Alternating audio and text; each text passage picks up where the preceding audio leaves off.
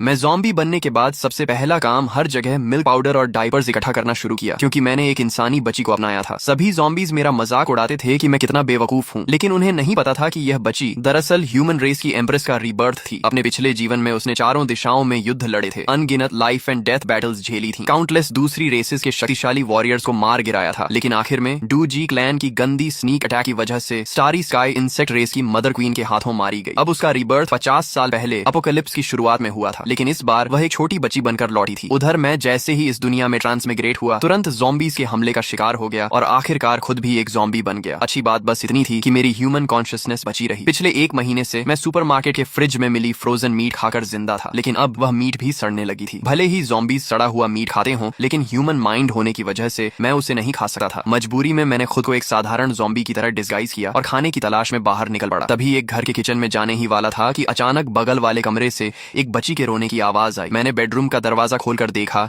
तो अंदर का कमरा बेहद आरामदायक और साफ सुथरा था, जो बाहर हॉल में फैले खून के धब्बों से बिल्कुल उल्टा था। बिस्तर पर करीब 6-7 महीने की एक बच्ची जोर जोर से रो रही थी। लगता था उसके माता पिता ने अपनी आखिरी सांसों में बेडरूम का दरवाजा बंद करके उसे बचाने की कोशिश की थी। उसी समय यून रुओक्सुए पूरी तरह निराश हो चुकी थी। बड़ी मुश्किल से उसे रीबर्थ मिला था, लेकिन सबसे पहले अपने माता पिता की जगह उसने एक ज़ॉम्बी को देखा। वह पहले से ही काफी देर से भूखी थी, ऊपर से इस वक्त का भयानक डर, हंगर और फियर दोनों के असर से वह बेहोश हो गई। उस छोटी बच्ची को देखकर मैं हैरान रह गया। वह सिर्फ 5-6 महीने की थी, लेकिन उसकी आंखों में उदासी और बेबसी साफ दिखाई दे रही थी। किसी वजह से मुझे उससे अपनापन महसूस हुआ। हम दोनों ही बिना वजह इस दुनिया में आ गए थे और बदकिस्मती से अपोकलिप्स का शिकार बने थे। मेरी आंखों के सामने अचानक आई यह नई जिंदगी अंधेरे में चमकती एक उम्मीद जैसी लगी, जिसने मुझे जीने का नया मकसद दे दिया। इसलिए मैंने तय किया कि मैं इस छोटी बच्ची को पालूंगा। लेकिन तभी मुझे एहसास हुआ कि वह भूख की वजह से बेहोश हो चुकी है और कमरे में रखा मिल्क पाउडर का डिब्बा भी पूरी तरह खाली था। मैंने फैसला किया कि बाहर जाकर मिल्क पाउडर ढूंढ कर लाऊंगा। मैंने बेडरूम का दरवाजा अच्छी तरह बंद किया, बच्ची को अंदर सुरक्षित रखा और दरवाजे के सामने सोफा लगाकर ज़ॉम्बीज के अंदर आने का रास्ता रोक दिया। किचन में काफी तलाश करने के बाद भी कुछ काम का नहीं मिला, इसलिए मुझे ऊपर की मंजिलों पर जाना पड़ा। तीसरी मंजिल के कॉरिडोर में सूखे हुए काले भूरे खून के निशान फैले हुए थे। जमीन पर पहचान में न आने वाले बॉडी पार्ट्स बिखरे पड़े थे। बिल्डिंग का मेन डोर खुला होने के बावजूद वहाँ इतनी बदबू थी कि सांस लेना मुश्किल था। कॉरिडोर में कई अधूरे शरीर वाले ज़ॉम्बीज भी घूम रहे थे, लेकिन अब मैं इन सब का आदी हो चुका था और चुपचाप घरों की सर्च करता रहा। लगातार कई किचन खंगालने के बाद भी मुझे मिल्क पाउडर नहीं मिला, सिर्फ थोड़ा सा पूरी तरह न सड़ा हुआ रॉ मीट मिला। आखिर जब मैं 5वीं मंजिल के एक घर में पहुंचा तो वहाँ की महिला ज़ॉम्बी बन चुकी थी और उसने अपने ही बच्चे को खा लिया था। मैं कुछ पल के लिए खामोश हो गया। अगर वह छोटी बच्ची भी बेडरूम में बंद न होती तो शायद उसका अंजाम भी यही होता। आखिरकार खुले हुए मिल्क पाउडर के 2 डिब्बे और करीब 2 किलो ऐसा रॉ मीट ढूंढ लिया जो अभी तक पूरी तरह सड़ा नहीं था। यून रुओक्सुए बेहोशी में ही महसूस कर रही थी कि उसके मुंह में दूध डाला जा रहा है। उसने इंस्टिंक्ट से दूध पीना शुरू किया। एनर्जी मिलने के बाद उसने बड़ी मुश्किल से आंखें खोली, लेकिन उसने देखा कि वह मरी नहीं थी, बल्कि एक ज़ॉम्बी बिल्कुल नैनी की तरह चम्मच से उसे दूध पिला रहा था। अपने पिछले जीवन की यादों में उसने हमेशा ज़ॉम्बीज को सिर्फ खून के प्यासे मॉन्स्टर्स के रूप में देखा था। उसने तो खुद भी अपने ज़ॉम्बी बन चुके साथियों को खत्म किया था। उसके मन में ख्याल आया, क्या यह ज़ॉम्बी मुझे बड़ा करके बाद में खा जाएगा? मुझे नहीं पता वह छोटी बच्ची क्या सोच रही थी, लेकिन उसे दोबारा आंखें खोलते देखकर मैंने राहत की सांस ली। हालांकि वह काफी समय से भूखी थी, इसलिए एक कटोरी मिल्क पाउडर पिलाने के बाद भी उसका पेट नहीं भरा। मैं आदत से उसे कुछ कहने ही वाला था, लेकिन तभी याद आया कि मैं ज़ॉम्बी हूँ। जैसे ही बोलने की कोशिश की, मेरे मुंह से सिर्फ एक धीमी गुर्राहट निकली। मैं चुप हो गया और बिना कुछ बोले लगातार 3 कटोरी मिल्क पाउडर बनाकर उसे पिलाया, तब जाकर उसका पेट भरा। मैंने मन ही मन सोचा कि बच्चे को पालना सच में आसान नहीं है। अब से मुझे ज्यादा मिल्क पाउडर जमा करना होगा। अच्छी बात यह थी कि मिल्क पाउडर लंबे समय तक खराब नहीं होता। पेट भरने के बाद यून रुओक्सुए आराम से बेबी क्रिब में लेट गई। उसे यह सब बेहद अजीब लग रहा था। मेरे शरीर से निकलने वाली ऑरा साफ बता रही थी कि मैं अभी अभी ज़ॉम्बी बना था और सिर्फ एक बेहद कमजोर फर्स्ट स्टेज ज़ॉम्बी था। इतने लो लेवल का ज़ॉम्बी किसी भी हालत में इंटेलिजेंस नहीं रख सकता था, इसलिए वह समझ ही नहीं पा रही थी कि आखिर यह सब कैसे हो रहा है। लेकिन पिछले जीवन में अनगिनत लाइफ एंड डेथ बैटल्स लड़ चुकी एम्प्रेस होने के कारण वह धीरे धीरे शांत हो गई। उसके मन में डर अभी भी था, लेकिन उसने सोचा कि अगर यह ज़ॉम्बी सच में उसे खाना चाहता भी है तो कम से कम वह भूखी नहीं मरेगी। कई दिनों की भूख और डर से उसके नर्व्स पूरी तरह तनाव में थे, लेकिन अब राहत मिलने पर वह गहरी नींद में सो गई। मैं उस छोटी बच्ची का सोता हुआ चेहरा देकर मुस्कुरा दिया। इस दुनिया में आने के बाद पहली बार मुझे शांति और सुकून महसूस हुआ, लेकिन कुछ महीनों की बच्ची को यहाँ अकेला छोड़ देना मतलब उसकी मौत तय थी, इसलिए मैंने उसे अपने साथ ले जाने का फैसला किया। ये 7 मंजिला पुरानी रेजिडेंशियल बिल्डिंग थी। दूसरी मंजिल बिल्कुल सुरक्षित नहीं थी, जबकि 7वीं मंजिल सबसे ऊपर होने की वजह से काफी सुरक्षित थी। शायद बिल्डिंग पुरानी होने के कारण यहाँ ज़ॉम्बीज ज्यादा नहीं थे, लेकिन जो थे वे बेहद भूखे थे। मैं उस छोटी बच्ची को लेकर खुलेआम घूमने की हिम्मत नहीं कर सकता था, इसलिए मैंने क्रोबार उठाया और रास्ते में मिलने वाले ज़ॉम्बीज को पीछे से चुपचाप खत्म करता गया। 7वीं मंजिल पर पहुंचकर मैंने उसे सुरक्षित रखा, फिर खुद नहाया और साफ कपड़े पहन ली। अब शरीर पर मौजूद घावों के निशान छोड़ दें तो मैं लगभग एक सामान्य इंसान जैसा ही दिखा था। सबसे बड़ी खुशी यह थी कि इस घर में मुझे बेबी प्रोडक्ट भी काफी मात्रा में मिल गए। शायद एपोकलिप्स शुरू होने पर यहाँ रहने वाला परिवार जल्दबाजी में सब छोड़कर भाग गया था। मैंने यह भी महसूस किया कि पिछले कुछ दिनों से लगातार घूमने फिरने की वजह से ज़ॉम्बी बनने के बाद जो मेरा शरीर बेहद अकड़ा हुआ था अब वह काफी फ्लेक्सिबल हो गया था। मैं कुछ आसान ह्यूमन मूवमेंट्स भी करने लगा था। हालांकि मुझे इस बात पर हैरानी हुई, लेकिन मैंने ज्यादा ध्यान नहीं दिया क्योंकि मेरा पूरा ध्यान यून रुओक्सुए पर था। जब मैं डायपर लेकर उसे बदलने जा रहा था तभी यून रुओक्सुए के दिमाग में एक चौंकाने वाला ख्याल आया। पहले उसे सिर्फ इस बात पर हैरानी थी कि मैं उसे खाना खिला रहा हूँ, लेकिन अब जब उसने मुझे डायपर बदलने की तैयारी करते देखा तो उसे पूरा यकीन हो गया कि मैंने अपनी ह्यूमन कॉन्शियसनेस संभाल कर रखी है। उसने हमारी पहली मुलाकात को याद किया। उसे याद आया कि मैंने डोर हैंडल घुमाया था, क्रोबार से दरवाजा खोला था, मिल्क पाउडर बनाकर उसे पिलाया था। यह सब किसी सामान्य फर्स्ट स्टेज ज़ॉम्बी के इंस्टिंक्ट नहीं हो सकते थे। अब उसे पूरा भरोसा हो गया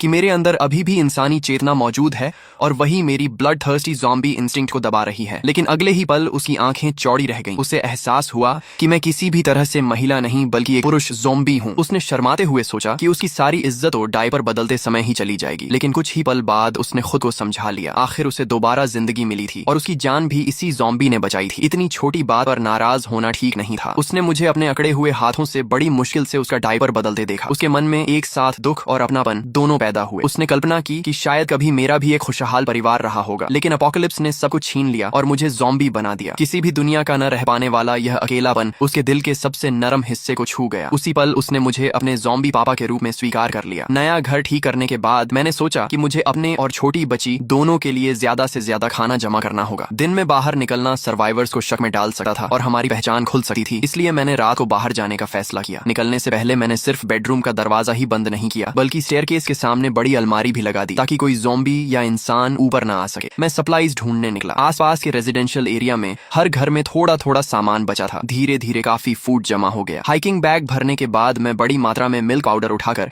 अंधेरे में आगे बढ़ा। तभी अचानक मुझे कुछ अजीब महसूस हुआ। मैंने ऊपर देखा तो आसमान में चमकता चांद पूरी तरह ब्लड रेड हो चुका था। उसी समय यून रुओक्सुए की नींद खुली। उसने देखा कि घर में कोई नहीं है। वह आराम से डायपर गीला करने ही वाली थी कि खिड़की से बाहर ब्लड मून दिखाई दिया। उसने तुरंत समझ लिया कि अब पूरी दुनिया के एवोल्यूशन का दौर शुरू होने वाला है। मुझे भी ब्लड मून देखकर हैरानी हुई, लेकिन यह ज़ॉम्बी एपोकलिप्स की दुनिया थी और मैंने साइंस फिक्शन मूवीज में ऐसा सीन पहले देखा था, इसलिए मैंने जल्दी ही इसे स्वीकार कर लिया और सोचा कि एपोकलिप्स में ऐसा होना स्वाभाविक है। मैं लगातार सप्लाईज उठाकर घर पहुंचाता रहा। मैंने सिर्फ फूड ही नहीं बल्कि बुक्स तक उठानी शुरू कर दी। लेकिन चौथी बार सामान उठाते समय अचानक मेरे शरीर में अजीब बदलाव होने लगे। मेरे बर्फ जैसे ठंडे शरीर के अंदर अचानक जलती हुई गर्मी फैलने लगी। यह एहसास मेरे लिए अजनबी भी था और परिचित भी, जैसे मैं दोबारा इंसान बन रहा हूँ। लेकिन अगले ही पल मेरे दिमाग में असहनीय खुजली और दर्द शुरू हो गया। ऐसा लगा जैसे मेरा ब्रेन फट जाएगा। मुझे लगा कि शायद मेरी ह्यूमन कॉन्शियसनेस खत्म होने वाली है और मैं हमेशा के लिए सिर्फ ब्लड थर्स्टी ज़ॉम्बी बन जाऊंगा। मैं बुरी तरह घबरा गया। सिर्फ मैं ही नहीं बल्कि ब्लड मून की रोशनी में बाकी ज़ॉम्बीज भी उसी बदलाव से गुजर रहे थे। दूसरी तरफ मूनलाइट में नहाए सर्वाइवर्स के शरीर भी गर्म होने लगे। उनके शरीर में ब्लड फ्लो तेज हो गया, बोन्स मजबूत होने लगी और बेडरूम में मौजूद यून रुओक्सुए भी ब्लड मून की लाल रोशनी से घिर गई। उसका छोटा सा शरीर कांपने लगा और पूरे शरीर में तेज गर्मी फैल गई। पता नहीं कितना समय बीत गया, लेकिन आखिरकार मुझे होश आया। आसपास सब कुछ पहले जैसा ही था, लेकिन जैसे ही मैं चला मुझे महसूस हुआ कि मेरा शरीर पहले से कहीं ज्यादा एजाइल हो चुका है। अब मैं पहले जैसा अकड़ा हुआ ज़ॉम्बी नहीं रहा। मैंने देखा कि मेरे शरीर पर फैली काली नसें हल्की पड़ चुकी थीं, सिर पर दोबारा बाल उग आए थे और सड़क पर घूमने वाले बाकी ज़ॉम्बीज भी पहले जितने डरावने नहीं दिख रहे थे। उनमें अब थोड़ी बहुत इंसानों जैसी शक्ल दिखाई देने लगी थी। मेरे मन में उम्मीद जगी कि यह दुनिया मेरी सोच से कहीं ज्यादा रहस्यमयी है। तभी एक ज़ॉम्बी के पास से गुजरते समय मुझे अजीब सा एहसास हुआ। ऐसा लगा जैसे मेरे और उस ज़ॉम्बी के बीच कोई अदृश्य धागा जुड़ा हुआ है। पहले तो मुझे लगा कि शायद मुझे भ्रम हो रहा है, लेकिन जल्द ही मुझे एहसास हुआ कि मेरे अंदर एक स्पेशल एबिलिटी जाग चुकी है। मैं अपनी सोच उस धागे के जरिए ज़ॉम्बी के दिमाग तक भेज सकता था और उसे पपेट की तरह कंट्रोल कर सकता था। मैंने ध्यान लगाकर कोशिश की तो ज़ॉम्बी से मेरा कनेक्शन और मजबूत हो गया और मैं उससे मुश्किल मूवमेंट्स भी करवाने लगा। मैंने इस एबिलिटी का नाम कंट्रोल ज़ॉम्बी रखा। कई बार प्रयोग करने के बाद मुझे पता चला कि फिलहाल मैं एक साथ सिर्फ 2 ज़ॉम्बीज को कंट्रोल कर सकता हूँ और अगर वे बहुत दूर चले जाएं तो मैं उन्हें सही कमांड नहीं दे पाता। मुझे लगा कि यह मेरी मेंटल पावर पर निर्भर करता है। मैंने जिन ज़ॉम्बीज को कंट्रोल किया था उन्हें ज़ॉम्बी पपेट्स नाम दिया। थोड़ा थकने के बाद मुझे अचानक अकेली घर पर मौजूद यून रुओक्सुए की याद आई। मैंने तुरंत दोनों ज़ॉम्बी पपेट्स को इकट्ठा किया, उनसे सारा सामान उठवाया और तेजी से बिल्डिंग की ओर लौट चला। सच कहूँ तो ज़ॉम्बीज से बेहतर मजदूर कोई नहीं हो सकता। न खाना चाहिए, न पानी, न सैलरी। उधर ब्लड मून की ब्लेसिंग खत्म होने के बाद यून रुओक्सुए भी गहरी नींद से जागी। उसके दिमाग में अचानक ढेर सारी जानकारी भर गई और उसकी आंखें एक्साइटमेंट से चमक उठी। पिछले जीवन में उसे सिर्फ टाइम कंट्रोल टैलेंट मिला था, लेकिन इस बार उसके पास टेलेकिनेसिस भी जाग चुकी थी। अब वह सिर्फ अपनी इच्छा से चीजों को कंट्रोल कर सकती थी। थी। सबसे बड़ी खुशी यह थी कि उसे अपने पिछले जीवन की टाइम कंट्रोल एबिलिटी भी दोबारा मिल गई थी। ये दोनों टैलेंट्स मिलकर उसे भविष्य का सबसे शक्तिशाली वॉरियर बना सकते थे। पिछले जीवन में सिर्फ टाइम कंट्रोल के दम पर वह ह्यूमन एम्प्रेस बनी थी, लेकिन इस जन्म में डबल टैलेंट मिलने का मतलब था कि अटैक और डिफेंस दोनों में वह अजेय बन सकती थी। उसने अपनी नई एबिलिटीज इस्तेमाल करने की कोशिश की, लेकिन उसका बेबी बॉडी अभी बहुत कमजोर था। कुछ ही देर में उसके सिर में तेज दर्द और कमजोरी शुरू हो गई। फिर भी उसकी कमजोर मेंटल पावर उसके आत्मविश्वास को नहीं तोड़ सकी। उसे पूरा यकीन था कि बड़े होने पर उसकी ताकत पिछले जीवन से भी कई गुना ज्यादा होगी और वह उस इंसेक्ट क्वीन को भी हरा देगी जिसने पिछले जन्म में उसे मार डाला था। तभी बाहर से आवाज आई। युनरुओक्शुए मुस्कुराई और समझ गई कि उसका ज़ॉम्बी पापा वापस आ गया है। अब उसके मन में यह जानने की उत्सुकता थी कि ह्यूमन कॉन्शियसनेस वाला ज़ॉम्बी ब्लड मून के बाद क्या इंसानों की तरह कोई स्पेशल एबिलिटी भी जागा होगा। उधर मैंने देखा कि स्टेयरकेस के सामने रखी अलमारी अपनी जगह से नहीं हिली थी, तो मैंने राहत की सांस ली। इस दुनिया में आने के बाद पहली बार मुझे किसी की चिंता हुई थी। मैंने जल्दी से अलमारी हटाई, बेडरूम का दरवाजा खोला और अंदर दौड़ गया। वहाँ युनरुओक्शुए जाग रही थी और चुपचाप मेरी तरफ देख रही थी, जबकि मैंने आज तक कभी लव भी नहीं किया था, लेकिन इस वक्त पहली बार मुझे सच में पापा बनने का एहसास हो रहा था। इसके बाद मैं किचन में गया, लेकिन पानी और बिजली दोनों बंद थे, इसलिए मैंने मिनरल वाटर से ही छोटी बच्ची के लिए मिल्क पाउडर तैयार किया। जब मैं दूध घोल रहा था तब युनरुओक्शुए भी अपने ज़ॉम्बी पापा को ध्यान से देख रही थी। उसने महसूस किया कि ब्लड मून के बाद मेरे अंदर कुछ बदलाव जरूर आए हैं, हालांकि वे ज्यादा बड़े नहीं थे। अब मैं पहले से थोड़ा ज्यादा इंसानों जैसा दिखने लगा था, लेकिन यह बदलाव उसके पिछले जीवन में देखी गई ज़ॉम्बी एवोल्यूशन से बिल्कुल अलग था। पिछले जन्म में ज़ॉम्बीज कई अलग अलग टाइप्स में एवोल्यूशन करते थे, जैसे टैंक टाइप ज़ॉम्बी जिनका शरीर बेहद विशाल और ताकतवर हो जाता था, उनकी डिफेंस असाधारण होती थी और वे बैटलफील्ड में मेन बैटल टैंक की तरह सर्वाइवर्स के लिए सबसे बड़ा नाइटमेयर बन जाते थे। इसलिए उसने मुझ जैसे स्पेशल ज़ॉम्बी से ब्लड मून के बाद बहुत बड़ी एवोल्यूशन की उम्मीद की थी, क्योंकि अपोकलिप्स में ताकत ही जिंदा रहने की सबसे बड़ी कुंजी होती है। लेकिन मेरे अंदर सिर्फ मामूली बदलाव देकर उसे थोड़ी निराशा हुई। उसी समय युनरुओक्शुए ने मन ही मन फैसला किया कि जब वह बड़ी होगी तो इतनी शक्तिशाली बनेगी कि मुझे प्रोटेक्ट कर सके। वह अच्छी तरह जानती थी कि अगर मैं उसे न बचाता तो बेबी बनकर रीबर्थ लेने के बाद वह अपोकलिप्स में बहुत पहले मर चुकी होती। वह हमेशा एहसान का बदला चुकाने में विश्वास रखती थी और इतना बड़ा एहसान तो वह कभी नहीं भूल सकती थी। तुमने मुझे बचपन में पाला, मैं बुढ़ापे में तुम्हारा सहारा बनूंगी। उसके लिए यह सिर्फ कहावत नहीं बल्कि एक वादा था। उसे ज़ॉम्बी एवोल्यूशन के तरीके भी अच्छी तरह पता थे। ज़ॉम्बीज का सबसे मुख्य एवोल्यूशन जीवित प्राणियों को निगल कर होता था। इसके अलावा वे दूसरे ज़ॉम्बीज के ब्रेन के अंदर बनने वाले गोल्डन कोर को निगल कर भी एवोल्यूशन कर सकते थे। जिन ज़ॉम्बीज में स्पेशल एबिलिटीज जाग जाती थी उनके ब्रेन के अंदर यही गोल्डन कोर बनता था। युनरुओक्शुए को पूरा भरोसा था कि अपने पिछले जीवन के अनुभव का फायदा उठाकर वह ऐसे गोल्डन कोर्स हासिल करेगी और मेरी एवोल्यूशन कराकर मुझे हाई लेवल ज़ॉम्बी बना देगी। तब मैं इंसानों की तरह बोल भी सकूंगा और मेरा शरीर भी धीरे धीरे ह्यूमन फॉर्म लेने लगेगा। मुझे उसकी इन सारी बातों का बिल्कुल पता नहीं था। मैं सिर्फ उसे बड़ी बड़ी आंखों से मुझे देखते हुए देखकर मुस्कुरा रहा था। मैं बोल नहीं सकता था, इसलिए हाथों के इशारों से उसे बताने की कोशिश की कि मैंने उसके लिए 2 ज़ॉम्बी बॉडीगार्ड्स का इंतजाम कर दिया है और उसके खेलने के लिए टॉयज भी लाया हूँ। इतना ही नहीं, मजाक में मैं उसके लिए 5 years mock test, 3 years entrance exam जैसी पढ़ाई की किताबें भी उठा लाया था। तभी मुझे एहसास हुआ कि मैंने अभी तक युनरुओक्शुए का कोई निकनेम नहीं रखा है। थोड़ी देर सोचने के बाद, क्योंकि हम 7वीं मंजिल पर रहते थे, मैंने उसका निकनेम चीकी 7-7 रखने का फैसला किया। मैं चाहता था कि यह नाम हमें हमेशा 7वीं मंजिल पर बने हमारे छोटे से घर की खूबसूरत याद दिलाता रहे। रात भर इकट्ठा किए गए सप्लाईज को देखकर मैं काफी संतुष्ट था। मुझे लगा कि यह सामान मेरे और चीकी दोनों के लिए काफी लंबे समय तक चलेगा। लेकिन अपोकलिप्स की अनिश्चितता को देखते हुए मैंने तय किया कि कुछ दिन घर के अंदर ही रहकर हालात का ऑब्जर्वेशन करूंगा और पूरी तरह सुरक्षित होने के बाद ही दोबारा बाहर निकलूंगा। मैं लिविंग रूम में गया और वहां से लगभग आधा मीटर लंबी स्टील मचेटी उठा ली। मुझे नहीं पता इस घर का मालिक पहले क्या काम करता था, लेकिन उसके पास इतनी लंबी और बेहद तेज मचेटे होना वाकई हैरान करने वाला था। मैंने कभी स्वॉर्ड्समैनशिप नहीं सीखी थी, लेकिन ज़ॉम्बी बनने के बाद मिली असाधारण फिजिकल स्ट्रेंथ की वजह से मैं आसानी से मचेटी घुमा सकता था। मार्शल आर्ट्स नॉवेल्स और मूवीज में देखे हुए मूव्स को याद करके मैं लिविंग रूम में प्रैक्टिस करने लगा। मुझे पूरा यकीन था कि अब मचेटे हाथ में होने पर मैं अकेले कई दुश्मनों का सामना आसानी से कर सकता हूँ। उधर जब मैं ब्लेड प्रैक्टिस कर रहा था, उसी समय युनरुओक्शुए थोड़ी देर आराम करने के बाद अपनी एबिलिटी की प्रैक्टिस कर रही थी। उसकी टेलीकिनेसिस से एक सिल्वर नीडल हवा में लगातार इधर उधर उड़ रही थी। इसी तरह देखते देखते 2 दिन बीत गए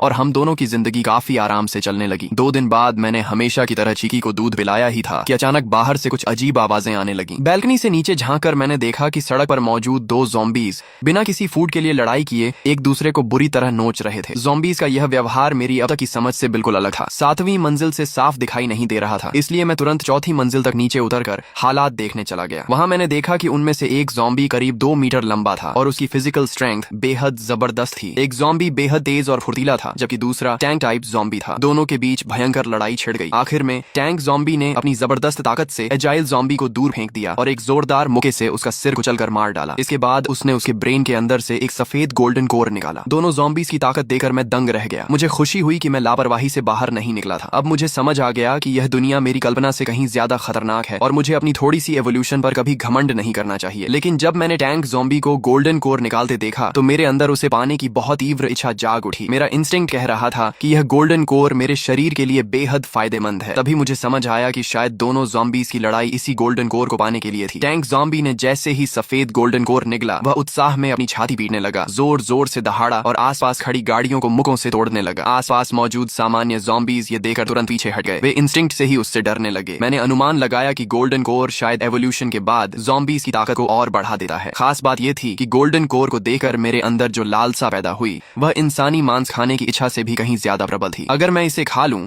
तो मेरी ज़ॉम्बी कंट्रोल एबिलिटी जरूर और मजबूत हो जाएगी। लेकिन फिलहाल मैं उस टैंक ज़ॉम्बी का मुकाबला नहीं कर सकता था। तभी मेरी नजर किचन में रखे गैस सिलेंडर पर पड़ी और मेरे दिमाग में उसे चालाकी से हराने का प्लान आ गया। उधर यून रुऑक्शू ने भी बाहर का शोर सुन लिया। वह नीचे का दृश्य नहीं देख सकती थी, लेकिन अपने पिछले जीवन के अनुभव से उसने समझ लिया कि ब्लड मून के बाद पूरी दुनिया एवोल्यूशन के सबसे तेज दौर में प्रवेश कर चुकी है। ज़ॉम्बीज और म्यूटेंट बीस्ट ताकत हासिल करने के लिए एक दूसरे को मार रहे होंगे, जबकि ह्यूमन सर्वाइवर्स गोल्डन कोर्स की तलाश में होंगे। बाद के समय में इंसानों ने कल्टीवेशन मेथड्स भी विकसित कर लिए थे। अपने पिछले जीवन में ह्यूमन एम्प्रेस रही यून रुऑक्शुए ने सबसे शक्तिशाली ग्लेज्ड ब्रीदिंग टेक्निक की साधना की थी। वह जानती थी कि उसका ज़ॉम्बी पापा एक लो लेवल ज़ॉम्बी होने के कारण अपोकलिप्स में ज्यादा समय तक जीवित नहीं रह पाएगा। इसलिए उसे जल्द से जल्द खुद मजबूत बनकर हम दोनों की रक्षा करनी होगी। भले ही उसका शरीर अभी बेबी का था, लेकिन वह फिर भी ग्लेज्ड ब्रीदिंग टेक्निक की प्रैक्टिस कर सकती थी। ब्लड मून के बाद हवा में फैले एनर्जी पार्टिकल्स को उसने अपने शरीर में खींचना शुरू किया। टेक्निक चलाते ही उसका छोटा सा शरीर कांपने लगा और एनर्जी धीरे धीरे उसके अंदर समाने लगी। यून रुऑक्शुए खुश थी कि उसे एपोकलिप्स के शुरुआती दौर में ही इस टेक्निक से कल्टीवेशन करने का मौका मिल गया। बड़ी मात्रा में एनर्जी पार्टिकल्स उसके शरीर में समा गए, जिससे उसकी बोन्स और मजबूत हो गई और उसकी कमजोर टेलीकिनेसिस भी पहले से काफी ताकतवर हो गई। जब मैं नीचे से वापस बेडरूम में आया तो मैंने उसे कांपते हुए देखा। मुझे लगा कि शायद उसे ठंड लग गई है या बुखार आ गया है, इसलिए मैंने जल्दी से उसके ऊपर ब्लैंकेट डाल दिया। यून रुऑक्शु की साधना टूट गई। उसने मेरी चिंतित शक्ल देखी तो मुस्कुरा दी और पहली बार उसे अपने ज़ॉम्बी पापा का सच्चा फादरली लव महसूस हुआ। पिछले जीवन में वह ऑर्फनेज में बड़ी हुई थी और उसने कभी माता पिता का प्यार नहीं पाया था। यह उसकी जिंदगी का पहला मौका था जब उसे पिता का स्नेह मिला। उसे सुरक्षित देखकर मैंने राहत की सांस ली और फिर बाहर मौजूद टैंक ज़ॉम्बी को खत्म करने की स्ट्रेटेजी बनाने लगा। इतना खतरनाक खतरा ज्यादा दिन जिंदा नहीं छोड़ा जा सकता था। शाम होते ही मैंने अपने पहले ज़ॉम्बी पपेट को भेजा ताकि वह शॉप के अंदर गोल्डन कोर की ताकत बचा रहे टैंक ज़ॉम्बी को उकसा सके। ज़ॉम्बी पपेट ने फ्लावर पॉट उठाकर टैंक ज़ॉम्बी पर फेंका और तुरंत भाग गया। वह सफलतापूर्वक उसे पहले से तैयार किए गए गैस सिलेंडर वाले शॉप तक ले आया। जैसे ही मेरा पहला ज़ॉम्बी पपेट अंदर घुसा, टैंक ज़ॉम्बी पूरी ताकत से दौड़ता हुआ शॉप के अंदर घुस गया और अपने विशाल शरीर से मेरे पपेट को पूरी तरह चकनाचूर कर दिया। उसी समय मेरा दूसरा ज़ॉम्बी पपेट अंदर आया। उसने दरवाजा बंद किया और लाइटर से गैस सिलेंडर में आग लगा दी। जोरदार एक्सप्लोजन हुआ। टैंक ज़ॉम्बी आग की लपटों में घिर गया और दर्द से भयानक चीखें मारने लगा। किसी तरह वह जलती हुई शॉप से बाहर निकला, लेकिन दरवाजे पर ही गिर पड़ा। एक्सप्लोजन होने से पहले ही मैंने अपने पपेट से कॉन्शियसनेस वापस खींच ली थी। मैं करीब 15 मिनट तक दूर खड़ा इंतजार करता रहा। जब पूरी तरह यकीन हो गया कि टैंक ज़ॉम्बी मर चुका है, तभी मैं सावधानी से उसके पास गया। उसका पूरा शरीर जलकर काला पड़ चुका था और बुरी तरह नष्ट हो गया था। मैंने मचेटी से बड़ी मुश्किल से उसकी खोपड़ी खोली और उसके ब्रेन के अंदर से एक लाल सफेद गोल्डन कोर निकाला। इस गोल्डन कोर का आकर्षण पहले वाले सफेद गोल्डन कोर से भी कहीं ज्यादा था। मेरे अनुमान के अनुसार सफेद गोल्डन कोर साधारण एवोल्यूशन के बाद दूसरे ज़ॉम्बीज को खाकर बनता था, जबकि यह लाल सफेद गोल्डन कोर उससे एक लेवल ऊपर था। आग की रोशनी से आकर्षित होकर आसपास कई ज़ॉम्बीज आने लगे, इसलिए मैंने तुरंत गोल्डन कोर उठा लिया और 2 स्वस्थ ज़ॉम्बीज को अपने नए ज़ॉम्बी पपेट्स बना लिया। बिल्डिंग लौटने के बाद मैंने दोनों नए पपेट्स को नीचे गार्ड बनाकर खड़ा कर दिया और खुद तीसरी मंजिल पर चला गया। पूरी तरह सुरक्षित होने के बाद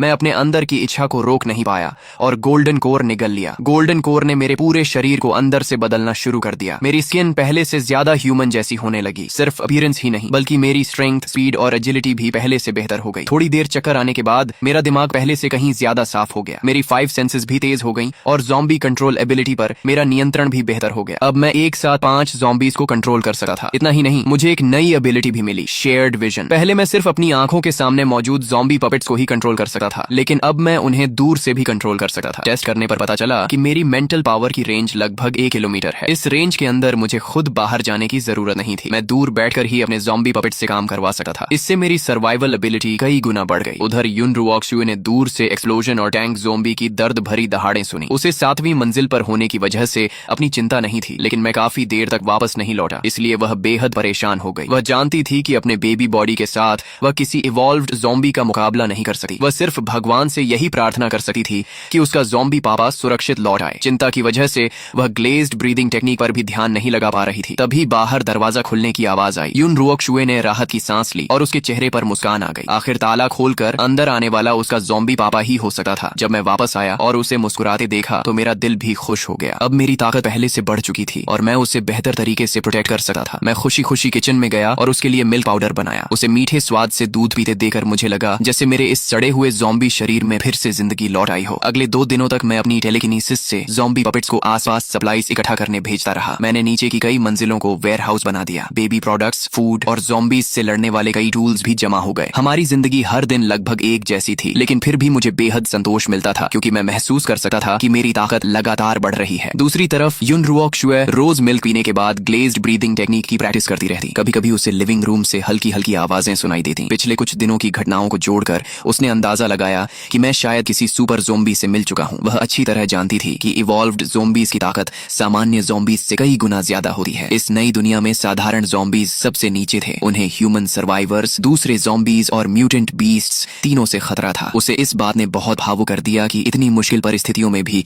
मैं उसकी देखभाल करना नहीं भूला। अपोकलिप्स में इंसानों की ह्यूमैनिटी खत्म होती देख चुकी युन रुओक्शु को मेरा इंसानियत बचाए रखना किसी चमत्कार से कम नहीं लगा। कई दिनों की प्रैक्टिस के बाद उसकी टेलीकिनेसिस इतनी मजबूत हो गई कि वह सिल्वर नीडल को बिजली जैसी स्पीड से चला सकती थी। टाइम कंट्रोल एबिलिटी के साथ मिलकर वह बिना आवाज किए किसी की भी हत्या कर सकती थी। लेकिन वह यहीं रुकना नहीं चाहती थी। अपोकलिप्स में जिंदा रहने के लिए उसे और भी ज्यादा ताकतवर बनना था। उसी समय मैंने ज़ॉम्बी पपेट्स को आसपास की बिल्डिंग्स में सप्लाईज ढूंढने भेजा। एक घर में रहने वाला इंसान शायद मार्शल आर्ट्स का शौकीन था। वहां मुझे कई फाइटिंग टेक्स्ट बुक्स मिली जिनमें अलग अलग क्लोज कॉम्बैट टेक्निक्स लिखी थी। ज़ॉम्बी एवोल्यूशन के बाद मेरी फिजिकल स्ट्रेंथ पहले ही सामान्य इंसानों से कहीं ज्यादा हो चुकी थी। अब शरीर पहले जैसा अकड़ा हुआ भी नहीं था, इसीलिए मैं इन मुश्किल फाइटिंग मूव्स को आसानी से सीख और इस्तेमाल कर सकता था। ज़ॉम्बीज का लड़ने का तरीका भले ही जंगली और सीधा होता हो, लेकिन इंसानों द्वारा विकसित मॉडर्न कॉम्बैट टेक्निक्स कहीं ज्यादा वैज्ञानिक और असरदार थी। भले ही मेरी मुख्य ताकत ज़ॉम्बी कंट्रोल थी, लेकिन मुझे लगता था कि अच्छी फाइटिंग स्किल्स मेरी फिजिकल लिमिटेशंस को भी पूरा कर सकती हैं। साथ ही ज़ॉम्बी होने की वजह से मुझे काटे जाने का डर भी नहीं था, इसलिए मैं वेपन्स का इस्तेमाल और भी प्रभावी तरीके से कर सकता था। कुछ बेसिक कॉम्बैट टेक्निक्स सीख लेने के बाद मैंने कॉम्बैट ट्रेनिंग शुरू करने के बाद अपने ज़ॉम्बी पपेट्स को 6ठी मंजिल के लिविंग रूम में लाया। टेलीकिनेसिस कंट्रोल हटाते ही वे सीधे मेरे स्पारिंग पार्टनर्स बन गए। आखिर ज़ॉम्बी अगर मार्शल आर्ट्स सीख जाए तो उसे रोकना लगभग नामुमकिन होता है, लेकिन लगातार प्रैक्टिस के बाद मुझे एहसास हुआ कि सिर्फ थियोरी पढ़ने और खुद से प्रैक्टिस करने से असली लड़ाई नहीं जीती जा सकती। सिर्फ रियल कॉम्बैट ही डिस्टेंस का सही अंदाजा, ओपोनेंट की रिएक्शन पढ़ना और सही जजमेंट जैसी स्किल्स विकसित कर सकता है। लगातार प्रैक्टिस के बाद मेरी फाइटिंग स्किल्स में जबरदस्त सुधार हुआ। अब मैं सामने से हमला करने वाले सामान्य ज़ॉम्बीज का भी आसानी से सामना कर सकता था। मैं एक बिल्कुल बिगिनर फाइटर से एक स्किल्ड फाइटर बन चुका था। इतना ही नहीं, मैंने पाया कि मैं एक साथ कई काम कर सका हूँ। एक तरफ मैं खुद फाइटिंग प्रैक्टिस करता था, दूसरी तरफ टेलीकिनेसिस से ज़ॉम्बी पपेट्स को कंट्रोल करके सप्लाईज भी इकट्ठा करवाता था और शेयर्ड विजन के जरिए आसपास की पूरी सिचुएशन पर नजर रखता था। तभी शेयर्ड विजन के जरिए मैंने सनशाइन कम्युनिटी की पहली बिल्डिंग की 3री मंजिल पर 2 ज़ॉम्बीज को इधर उधर घूमते देखा। अचानक उनके सामने एक ब्लड रेड शैडो बिजली जैसी स्पीड से गुजरी। उसकी स्पीड इतनी डरावनी थी कि अगर जमीन पर उसके निशान न दिखे तो मुझे लगा कि मेरी आंखों ने धोखा खाया है। मैंने तुरंत ज़ॉम्बी पपेट से उस ब्लड शैडो का पीछा करवाया। कुछ मिनट बाद आखिरकार वह क्रीचर साफ दिखाई दिया। उसका रूप बेहद भयानक था। उसके शरीर की स्किन लगभग पूरी उतर चुकी थी। उसके टीथ और टंग भी डरावने तरीके से बदल चुके थे। उसके दोनों हाथ और पैर म्यूटेंट बीस्ट के क्लॉज बन चुके थे। वह अब 2 पैरों पर खड़ा भी नहीं हो सकता था और सिर्फ 4 पैरों पर दौड़ता था, लेकिन उसकी स्पीड और एक्सप्लोसिव पावर अविश्वसनीय थी। वह दीवारों और सीलिंग पर भी आसानी से दौड़ सकता था। उस ब्लड ज़ॉम्बी को देखते ही मेरे ज़ॉम्बी पपेट्स भी इंस्टिंक्ट से डर गए। अगले ही पल उसने बिजली जैसी स्पीड से मेरे दोनों पपेट्स को सेकंडों में मार डाला। यह आखिर कैसा मॉन्स्टर था। कॉन्शियसनेस वापस अपने शरीर में लौटने के बाद भी मेरे मन में डर बना रहा। ब्लड मून के बाद कुछ ज़ॉम्बीज ने ऐसी एबिलिटीज हासिल कर ली थीं जो मेरी कल्पना से भी बाहर थीं। मेरी मौजूदा ताकत उनके सामने कुछ भी नहीं थी। अगर मैं अपने 5 ज़ॉम्बी पपेट्स को भी एक साथ भेज देता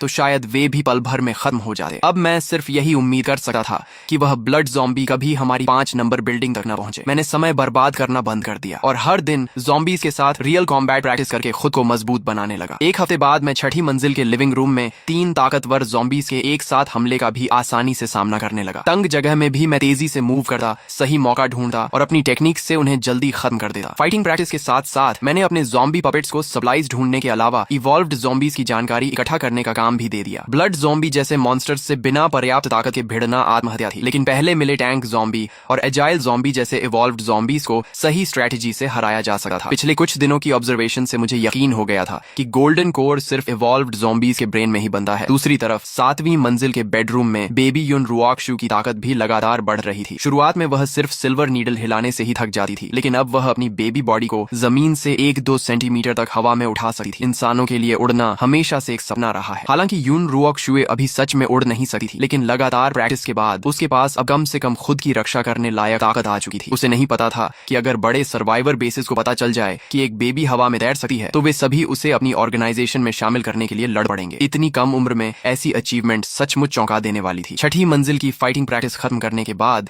मैंने ज़ॉम्बी पपेट्स से मरे हुए ज़ॉम्बीज की सफाई करवाई। मैं ऊपर जाकर चीकी को मिल्क पाउडर पिलाने ही वाला था कि सप्लाईज इकट्ठा कर रहे एक ज़ॉम्बी पपेट ने अचानक नई जानकारी भेजी। ज्यादा दूर नहीं, एक दुबला लेकिन बेहद तेज एजाइल ज़ॉम्बी एक बेहद कमजोर ह्यूमन सर्वाइवर का पीछा कर रहा था। मैंने अपने ज़ॉम्बी पपेट्स को सामान्य ज़ॉम्बीज की तरह डिस्गाइज करके उचित दूरी पर आधे घेराव की फॉर्मेशन में धीरे धीरे उस एजाइल ज़ॉम्बी की तरफ बढ़ाया जो आराम से इंसानी मांस खा रहा था। मैंने यह स्ट्रेटेजी इसलिए चुनी क्योंकि एजाइल ज़ॉम्बी की स्पीड बहुत ज्यादा थी। अगर मैं बिना सोचे समझे हमला करता तो मेरे सारे ज़ॉम्बी पपेट्स खत्म हो सकते थे। जैसे ही हमारे बीच की दूरी लगभग 10 मीटर रह गई, मैंने अचानक पांचों ज़ॉम्बी पपेट्स को चार्ज करने का आदेश दिया। एजाइल ज़ॉम्बी ने अपनी स्पीड के दम पर ज्यादातर हमलों से बच लिया, लेकिन मेरी हाफ एनसर्कलमेंट स्ट्रेटेजी की वजह से उसकी दाहिनी बांह और पीठ पर गहरे घाव लग गए। हालांकि मेरे एक ज़ॉम्बी पपेट की फायर एक्स उसकी पसलियों में फंस गई और गुस्से में एजाइल ज़ॉम्बी ने उसका सिर चीरकर उसे तुरंत मार डाला। मैंने तुरंत 2 ज़ॉम्बी पपेट्स को सामने से हमला करने भेजा ताकि उसका ध्यान भटक जाए, जबकि बाकी 2 पपेट्स ने पीछे से दोबारा हमला किया। एजाइल ज़ॉम्बी ने सामने वाले पपेट्स को पीछे धकेल दिया, लेकिन वह कमर पर हुए जोरदार हॉरिजॉन्टल स्लैश से नहीं बच सका और उसके शरीर का बड़ा हिस्सा कट गया। घायल होने के बाद उसने और भी तेज स्पीड से हमला किया और एक और ज़ॉम्बी पपेट का सिर तोड़ दिया, लेकिन बाकी तीनों ज़ॉम्बी पपेट्स बिना रुके उस पर टूट पड़े। आखिरकार एजाइल ज़ॉम्बी लगातार होती फायर एक्स की बारिश से नहीं बच पाया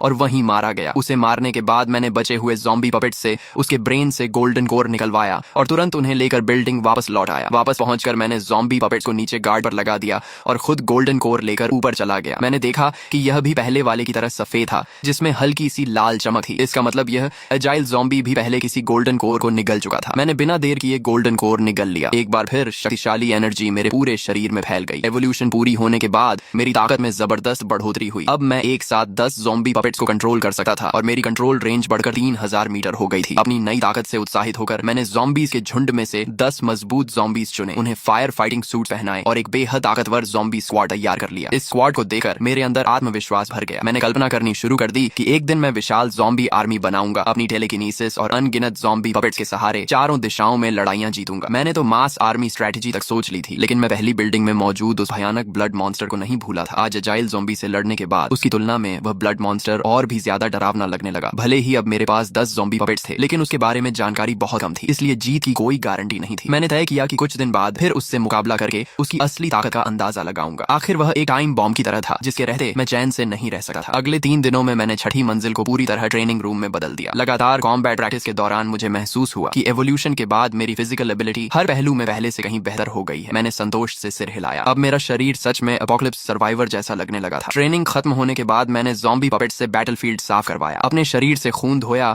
और 7वीं मंजिल पर चीकी को मिल्क पाउडर पिलाने चला गया। उसके मासूम चेहरे की मुस्कान देकर मैं भी अनायास मुस्कुरा दिया। अब उसकी एपेटाइट पहले से काफी बढ़ गई थी। उसे दूध पिलाने के बाद मैं बाहर से लाइट टॉयज से उसे खिलाने लगा। यून रोक्शुए मुझे अपनी अनाड़ी हरकतों से उसे हंसाने की कोशिश करते देखकर मन ही मन बेबस हो गई। बाहर से वह एक बेबी थी, लेकिन अंदर से वह एक मैच्योर, काल्म और निर्णायक ह्यूमन एम्प्रेस थी। फिर भी उसने सोचा कि यह उसके ज़ॉम्बी पापा का प्यार है, इसलिए उसने मुस्कुरा कर मेरा साथ दिया। लेकिन जैसे ही मैंने उसकी मुस्कान देखी, मैं उसे हंसाने के लिए और ज्यादा मेहनत करने लगा। यून रोक्शुए की आंख तक फड़क गई। आखिर उसने मन ही मन कहा, रहने दो, इसे ही अपनी टेलीकिनेसिस की प्रैक्टिस समझ लेती हूँ। उसके साथ खेलने के बाद मैंने पहली बिल्डिंग वाले ब्लड मॉन्स्टर की ताकत पर रखने का फैसला किया। मैंने 10 लंबे चौड़े ज़ॉम्बी पपेट्स चुने, उन्हें फायर फाइटिंग सूट्स पहनाए, लेकिन मुझे लगा कि अभी भी तैयारी अधूरी है। तभी मुझे सड़क के मोड़ पर मोटरसाइकिल शॉप याद आई। मैं ज़ॉम्बी पपेट्स को लेकर वहां गया, दुकान का दरवाजा तोड़ा और हर पपेट को फुल फेस मोटरसाइकिल हेलमेट पहना दिया। आखिर ज़ॉम्बीज का सबसे बड़ा वीक पॉइंट उनका सिर ही होता है। शरीर चाहे कितना भी फट जाए, जब तक सिर सुरक्षित रहे वे लड़ सकते थे। पूरी तैयारी के बाद मैंने इस नए ज़ॉम्बी स्क्वाड को दूर से कंट्रोल करते हुए पहली बिल्डिंग की ओर भेज दिया। मेरी टेलीकिनेसिस की रेंज 3000 मीटर थी, लेकिन मैं जानता था कि क्लोज कॉम्बैट में ब्लड मॉन्स्टर के सामने खुद जाना अभी भी खतरे से खाली नहीं था। इसलिए मैं 5 नंबर बिल्डिंग में ही सुरक्षित रहकर पूरे ऑपरेशन को कमांड करने लगा। ज़ॉम्बी स्क्वाड पहली मंजिल से हर कमरे और हर कोने की सावधानी से सर्च करता हुआ आगे बढ़ा। खासकर सीलिंग पर विशेष ध्यान दिया जा रहा था ताकि दीवारों और छत पर चलने वाला ब्लड मॉन्स्टर अचानक हमला न कर सके। जल्दी ही 4 मंजिलों की सर्च पूरी हो गई, लेकिन ब्लड मॉन्स्टर कहीं दिखाई नहीं दिया। किसी को नहीं पता था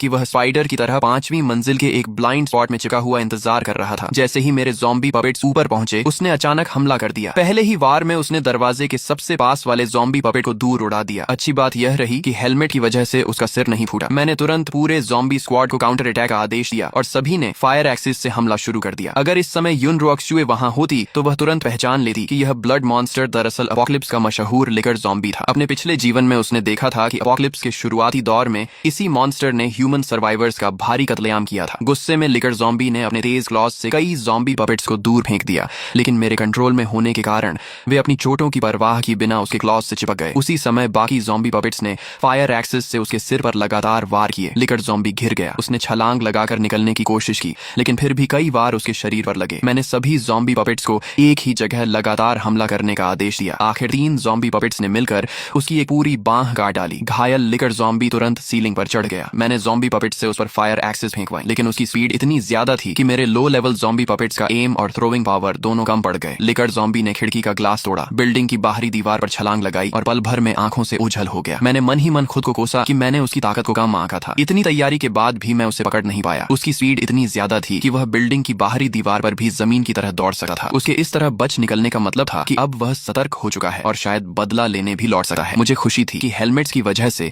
मेरे ज़ॉम्बी पपेट्स का नुकसान कम हुआ, लेकिन अब मेरी सबसे बड़ी चिंता यही लिकर ज़ॉम्बी था। अगर वह किसी दिन चुपचाप हमारी 5 नंबर बिल्डिंग तक पहुंच गया और उसे चीकी मिल गई तो वह बाहर की दीवार चढ़कर सीधे 7वीं मंजिल तक पहुंच सकता था और उसे रोकना लगभग असंभव होता। मैंने तुरंत खुद को शांत किया और डिफेंस प्लान बनाया। मैंने 3 सबसे मजबूत ज़ॉम्बी पपेट्स को पूरी तरह इक्विप करके 5 नंबर बिल्डिंग में लगातार पेट्रोल पर लगा दिया, ताकि अगर लिकर ज़ॉम्बी चुके से अंदर घुसे तो मुझे तुरंत पता चल जाए। बाकी ज़ॉम्बी पपेट्स को मैंने दूसरे इवॉल्व्ड ज़ॉम्बीज की तलाश में भेज दिया। 2 गोल्डन कोर्स निकलकर ताकत बढ़ने पर मैं बहुत खुश था, लेकिन लिकर ज़ॉम्बी ने मुझे एहसास करा दिया कि मैं अभी भी इस दुनिया में बहुत छोटा खिलाड़ी हूँ। उधर 7वीं मंजिल के बेडरूम में युन रुओक्सुए अपनी टेलीकिनेसिस से 2 क्लॉथ डॉल्स को हवा में लगातार उड़ा रही थी। ह्यूमन एम्प्रेस होने के नाते उसे ऐसे टॉयज बिल्कुल पसंद नहीं थे, लेकिन वह मेरा दिल नहीं तोड़ना चाहती थी। बाद में उसे एहसास हुआ कि क्लॉथ डॉल्स से टेलीकिनेसिस की प्रैक्टिस भी काफी अच्छी हो जाती है। तभी उसे महसूस हुआ कि मैं वापस आ गया हूँ। उसने तुरंत दोनों डॉल्स को अपनी बाहों में पकड़ लिया। जब भी मैं उसे खुशी से खेलते देखा, मेरे अंदर का सारा तनाव खत्म हो जाता। मैंने मन ही मन सोचा, चीकी, यह दुनिया बहुत अंधेरी और टूटी हुई है। उम्मीद है कि जब तुम बड़ी होगी तो इस दुनिया से नफरत नहीं करोगी। तुम हमेशा ऐसे ही बेफिक्र मुस्कुराती रहो। मैं चाहता हूँ कि हम दोनों इस एपोकलिप्स में हमेशा साथ जिंदा रहें। तभी मेरी नजर बेडरूम की खिड़की पर गई और मेरा चेहरा गंभीर हो गया। मैं तुरंत नीचे गया, लकड़ी के तख्ते और कीलें लाया और पूरी खिड़की को बंद करना शुरू कर दिया। युन रुओक्सु हैरानी से अपने ज़ॉम्बी पापा को देखती रही। पिछले कई दिनों से वह बाहर भी नहीं गया था और अब खिड़की भी बंद कर रहा था। उसने सोचा कि शायद उसके ज़ॉम्बी पापा को आखिरकार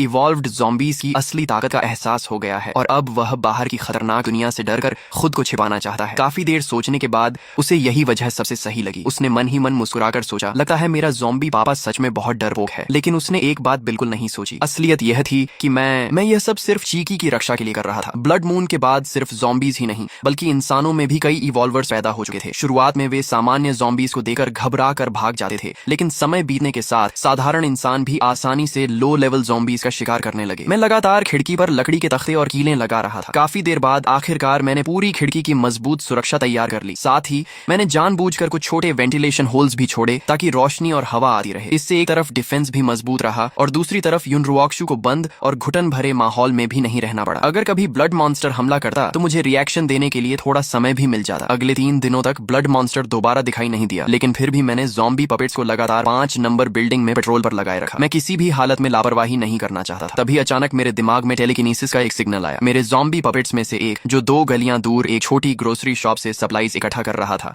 उसका सामना कुछ ह्यूमन सर्वाइवर्स से हो गया। शुरुआत में उन सर्वाइवर्स ने उसे साधारण ज़ॉम्बी समझा, लेकिन जैसे ही ज़ॉम्बी पपेट ने पलटकर उनकी तरफ देखा, वे घबरा गए। उनमें से एक मजबूत आदमी, जिसका नाम टीजू था, आयरन रॉड उठाकर सीधे ज़ॉम्बी पपेट की तरफ दौड़ा। मैंने तुरंत ज़ॉम्बी पपेट को फायर एक्स से उसका मुकाबला करने का आदेश दिया। जैसे ही दोनों भिड़े, मैं हैरान रह गया। मैंने जानबूझकर सबसे ताकतवर ज़ॉम्बीज को पपेट बनाया था और सामान्य ज़ॉम्बीज की फिजिकल स्ट्रेंथ भी इंसानों से ज्यादा होती थी, लेकिन मुझे उम्मीद नहीं थी कि टीजू की ताकत इतनी जबरदस्त होगी। उसकी आयरन रॉड से आया वार इतना भारी था कि ज़ॉम्बी पपेट का पूरा हाथ सुन्न हो गया। अगले ही वार में टीजू ने फायर एक्स दूर उड़ा दी और एक ही प्रहार में ज़ॉम्बी पपेट का सिर कुचल दिया। ज़ॉम्बी पपेट के गिरने के बाद टीजू उसके पास गया और हैरानी से बोला, यह दुनिया तो सच में पागल हो गई है। अब ज़ॉम्बीज भी वेपन्स इस्तेमाल करने लगे हैं। क्या यह किसी नई एवोल्यूशन का ज़ॉम्बी है? लेकिन उसने ज्यादा सोचने की बजाय अपने साथियों को जल्दी जल्दी सप्लाईज उठाने को कहा। उसे डर था कि कहीं कोई इवॉल्व्ड ज़ॉम्बी वहां ना आ जाए। अपने लीडर को एक ही वार में ज़ॉम्बी मारते देखकर बाकी लोग उसकी तारीफ करने लगे। अच्छा हुआ टीजू भाई हमारे साथ हैं, नहीं तो हमें इतना सारा फूड कभी नहीं मिलता। दूसरा बोला, इवॉल्व्ड ज़ॉम्बीज भी क्या कर लेंगे? टीजू भाई की पावर के सामने में तो एक ही डंडा काफी है। अपोकलिप्स में ताकतवर सहारा मिलना सबसे जरूरी था, इसलिए सभी लोग उसकी खुशामद करने में लगे थे। टीजू भी उनकी तारीफ सुनकर काफी खुश था। मुझे इस बात पर हैरानी हुई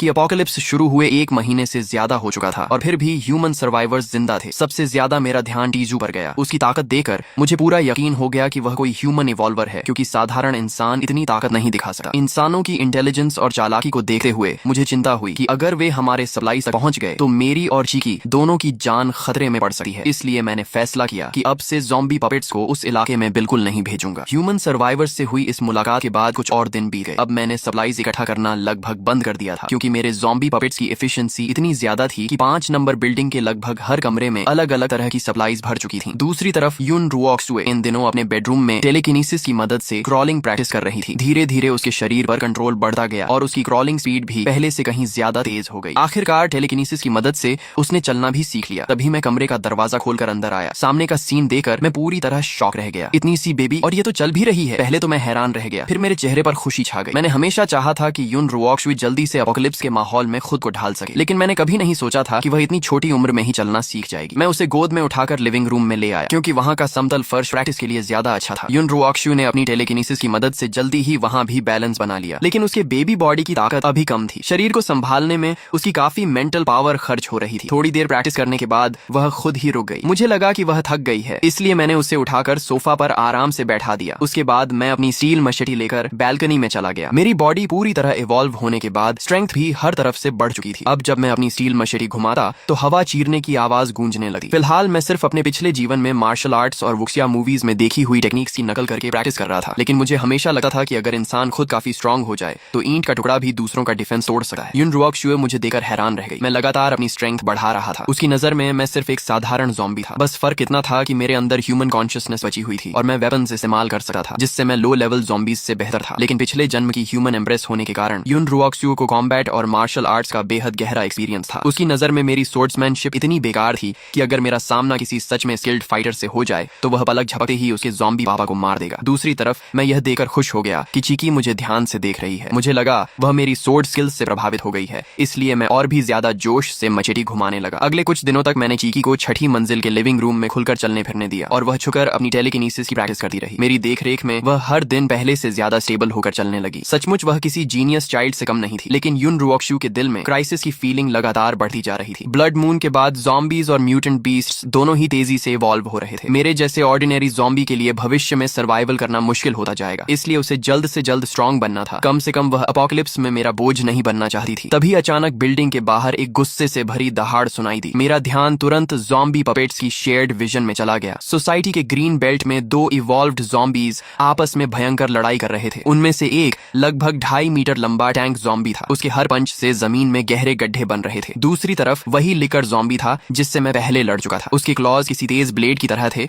और उसकी स्पीड इतनी ज्यादा थी कि उसे देखना भी मुश्किल था। दोनों इवॉल्व्ड ज़ॉम्बीज बराबरी की लड़ाई लड़ रहे थे। मेरा दिल तेजी से धड़कने लगा। ये मेरे लिए सुनहरा मौका था। अगर दोनों एक दूसरे को कमजोर कर दें तो मैं आसानी से दोनों का फायदा उठा सकता था। मैं तुरंत कमरे से निकलकर नीचे गया और अपनी ज़ॉम्बी स्क्वाड इकट्ठा करने लगा। उधर युन रुओक्सुए बाहर की आवाज सुनकर परेशान हो गई। उसे मेरे ज़ॉम्बी पपेट्स कंट्रोल करने की एबिलिटी के बारे में कुछ पता नहीं था। उसे लगा मैं खुद जाकर इवॉल्व्ड ज़ॉम्बीज से लड़ने वाला हूँ, लेकिन वह खुद ठीक से चल भी नहीं सकती थी, इसलिए सिर्फ कमरे में बैठकर मेरी सलामती की दुआ कर सकती थी। नीचे पहुंचते ही मैंने अपने सभी ज़ॉम्बी पपेट्स को इकट्ठा किया। पूरी तरह आर्म्ड ज़ॉम्बी स्क्वाड धीरे धीरे ग्रीन बेल्ट की तरफ बढ़ने लगी। लंबी लड़ाई के बाद आखिर दोनों ज़ॉम्बीज बुरी तरह घायल हो चुके थे। लिकर ज़ॉम्बी ने टैंक ज़ॉम्बी का एक हाथ नोचकर अलग कर दिया और आखिरकार टैंक ज़ॉम्बी वहीं मर गया। लिकर ज़ॉम्बी मुश्किल से जीत पाया था और जैसे ही वह गोल्डन कोर निकालने झुका, मेरी ज़ॉम्बी स्क्वाड ने चारों तरफ से उसे घेर लिया। लिकर ज़ॉम्बी गुस्से से दहाड़ा और ज़ॉम्बी पपेट्स को डराकर भगाने की कोशिश की, लेकिन मेरे कंट्रोल में होने की वजह से उन पर उसके प्रेशर का कोई असर नहीं हुआ। मेरे स्टोन ज़ॉम्बी पपेट्स लगातार फायर एक्सिस से उस पर हमला करते रहे। खुली जगह होने की वजह से लिकर ज़ॉम्बी अपनी वॉल रनिंग एबिलिटी का फायदा नहीं उठा पाया और आखिरकार उसे चारों तरफ से घेर लिया गया। दोनों इवॉल्व्ड ज़ॉम्बीज के गोल्डन कोर्स मेरे हाथ लग गए। मैं खुशी से झूम उठा और तुरंत अपनी ज़ॉम्बी स्क्वाड को लेकर सोसाइटी लौट आया। इस बार दोनों गोल्डन कोर्स पहले से भी ज्यादा रेड हो चुके थे। साफ था कि वे पहले ही कई गोल्डन कोर्स निकल चुके थे। तीसरी मंजिल पर पहुंचते ही मैंने दोनों गोल्डन कोर्स एक साथ निकल ली। इस बार मिलने वाली एनर्जी पहले से कई गुना ज्यादा थी, लेकिन सबसे बड़ा बदलाव मेरी स्पिरिट पावर में हुआ। मेरे दिमाग में इतनी जबरदस्त मेंटल एनर्जी भर गई कि मैं उसे सहन ही नहीं कर पाया और कुछ ही देर बाद बेहोश होकर गिर पड़ा। 7वीं मंजिल पर युन रुओक्सुए बेचैनी से सोफा पर लौटने लगी। काफी देर तक मेरी कोई आवाज नहीं आई तो उसने उम्मीद छोड़ दी। उसे लगा कि उसका ज़ॉम्बी पापा इवॉल्व्ड ज़ॉम्बीज के हाथों मारा गया। वह दुखी होकर सोचने लगी, बेचारे ज़ॉम्बी पापा बस थोड़ा और इंतजार कर लेते। तभी अचानक दरवाजे का लॉक खुलने की आवाज आई। युन रुओक्शु ने तुरंत सिर उठाया और उसके चेहरे पर खुशी छा गई। वह सोफा से उतरकर लड़खड़ाते कदमों से मेरी तरफ दौड़ी और उसके मुंह से अचानक निकल गया, पापा। मैं वहीं बिजली गिरने की तरह जम गया। चीकी पहली बार मुझे पापा बुला रही थी। मैंने दो जन्म जी लिए लेकिन कभी गर्लफ्रेंड तक नहीं बनी। अचानक किसी के मुंह से पापा सुनना मेरे लिए ऐसा एहसास था जिसे मैं शब्दों में बयां नहीं कर सकता था। उधर युन रुओक्शु भी खुद चौंक गई। खुशी में उसने अपने मन की बात सीधे बोल दी थी, लेकिन फिर उसने सोचा कि उसके अंदर पिछले जन्म की सोल मौजूद है, इसीलिए बोलना उसके लिए मुश्किल नहीं था। बस रीबर्थ के बाद उसने कभी बोलने की प्रैक्टिस नहीं की थी। लेकिन मुझे इनमें से कुछ भी नहीं पता था। मुझे सिर्फ इतना लगा कि मेरी चीकी कोई जीनियस चाइल्ड है जिसने बिना सिखाए ही बोलना सीख लिया। मैं खुशी में जोर जोर से ज़ॉम्बी ग्राउल करने लगा। अफसोस कि मैं अभी भी इंसानों की तरह बोल नहीं सकता था। इस एवोल्यूशन के बाद मैं अब एक साथ 30 ज़ॉम्बी पपेट्स कंट्रोल कर सकता था और मेरी मेंटल पावर की रेंज सीधे 8000 मीटर तक पहुंच गई थी। इतनी ताकत मिलने के बाद मैंने तुरंत अपनी आर्मी बढ़ाने का फैसला किया। दूसरी तरफ युन रुओक्शु अब मिल्क पाउडर पीना नहीं चाहती थी। उसने अपने छोटे छोटे दांत दिखाकर मुझे समझाया कि अब वह सिर्फ दूध नहीं पिएगी। मुझे अपनी गलती का एहसास हुआ। आखिर चीकी मुझसे ज्यादा समझदार थी। मैं तुरंत छठी मंजिल पर गया और राइस पॉरेज में मिल्क पाउडर मिलाकर उसे बेबी फूड बनाकर खिलाया। इस बार चीकी ने खुद स्पून पकड़कर खाना शुरू कर दिया और बोली, पापा अब मैं खुद खा लूंगी। उसे खुशी से खाते देकर मेरा दिल भर आया। मेरी छोटी चीकी सचमुच बड़ी हो रही थी। स्ट्रेंथ बढ़ने के बाद मेरे मन में एक नया विचार आया। अगर मैं ऑर्डिनरी ज़ॉम्बीज को कंट्रोल कर सकता हूँ तो क्या इवॉल्व्ड ज़ॉम्बीज को भी कंट्रोल कर सकता हूँ। ज्यादा इंतजार नहीं करना पड़ा। कुछ हजार मीटर दूर मेरे एक ज़ॉम्बी पपेट को अकेला घूमता हुआ एक टैंक टाइप इवॉल्व्ड ज़ॉम्बी मिला। मैं अपने ज़ॉम्बी पपेट्स को साधारण ज़ॉम्बीज की तरह छुपाकर उसके पास ले गया और 100 मीटर की दूरी से अपनी मेंटल पावर छोड़ी। उसकी मेंटल डिफेंस सामान्य ज़ॉम्बीज से कहीं ज्यादा मजबूत थी। शुरुआत में काफी रेजिस्टेंस मिला लेकिन मेरी नई स्पिरिट पावर उससे भी ज्यादा पावरफुल थी। आखिरकार मैंने उसकी डिफेंस तोड़ दी और उसे अपना ज़ॉम्बी पपेट बना लिया। मैंने उसका नाम दा बैंग रखा। उसका शरीर बेहद विशाल था और दोनों हाथ किसी लोहे के पिंजरे जैसे लगे थे। मैं हार्डवेयर स्टोर से 2 भारी आयरन हैमर्स उठा लाया जिनका वजन 100 किलो से भी ज्यादा था और उन्हें डबांग को दे दिया। जब वह दोनों हैमर्स घुमाता तो हवा तक कांप जाती। सोसाइटी के गेट पर उसे खड़ा कर दो तो वह किसी गार्डियन गॉड से कम नहीं लगता था। डबांग के आने के बाद मुझे पहली बार पूरी सिक्योरिटी महसूस हुई। इसके बाद मैंने एक स्पीड टाइप इवॉल्व्ड ज़ोंबी को भी अपने कंट्रोल में लिया और उसका नाम शांडियन लाइटनिंग रखा। उसकी स्पीड बहुत ज्यादा थी और वह ड्यूअल ब्लेड्स चलाने में माहिर था। इस तरह डा बैंग की स्लो स्पीड की कमी पूरी हो गई। एक टैंक, एक असैसिन और 20 से ज्यादा ऑर्डिनरी ज़ॉम्बी पपेट्स के साथ मुझे लगने लगा कि अब मैं अपोकलिप्स में आराम से राज कर सकता हूँ। इसी दौरान डबैंग जब सप्लाईज ढूंढ रहा था तभी उसका सामना एक म्यूटेंट जायंट डॉग से हुआ। उसकी बॉडी लगभग 2 मीटर लंबी थी। पूरे शरीर पर काले और बेहद सख्त बाल थे और उसका शरीर किसी जंगली सुअर जितना मोटा था। अपोकलिप्स में यह पहली बार था जब मैंने किसी दूसरे म्यूटेंट क्रीचर को देखा। मैंने तुरंत डा बैंग को अटैक करने का आदेश दिया। उसने एक हैमर से जायंट डॉग का अगला पंजा तोड़ दिया और अगले वार में उसका सिर कुचल डाला। उसके दिमाग से भी एक व्हाइट गोल्डन कोर निकला। अब यह साफ हो गया कि म्यूटेंट बीस्ट के अंदर भी गोल्डन कोर बंधे हैं। मैं जायंट डॉग की बॉडी सोसाइटी वापस ले आया। उसका कुछ मीट मैंने खुद खाकर अपनी हंगर शांत की और बाकी डाबैंग को दे दिया। फ्रेश मीट खाने के बाद डाबैंग के घाव आंखों के सामने भरने लगे। म्यूटेंट डॉग और बाद में मिले एक और टैंक ज़ॉम्बी के गोल्डन कोर्स निगलने के बाद मेरी स्पिरिट पावर फिर बढ़ गई। लेकिन युन रुओक्शु को इन सब बातों का पता नहीं था। एक दिन जब मैं बाहर था वह चुके से नीचे उतर गई। उसने देखा कि तीसरी मंजिल से लेकर छठी मंजिल तक हर कमरा सप्लाईज से भरा पड़ा था। मिल्क पाउडर के पहाड़ लगे थे। मिनरल वाटर की बोतलें छत तक जमा थीं और बेबी प्रोडक्ट्स और फूड का तो हिसाब ही नहीं था। वह शॉक होकर बुदबुदाई, हे भगवान, ज़ॉम्बी पापा ने आखिर कितना सामान जमा कर रखा है। ये सारे रिसोर्सेज कभी नहीं ला सके। उसने अंदाजा लगाया कि यह अंडरग्राउंड एबिलिटी की वजह से हो रहा है जिसके जरिए जमीन के नीचे से तेजी से सामान लाया जा रहा है। जब वह पहली मंजिल की बैल्कनी पर पहुंची तो उसने देखा कि मोटा आदमी दरवाजे पर 2 बड़े हैमर लेकर खड़ा है।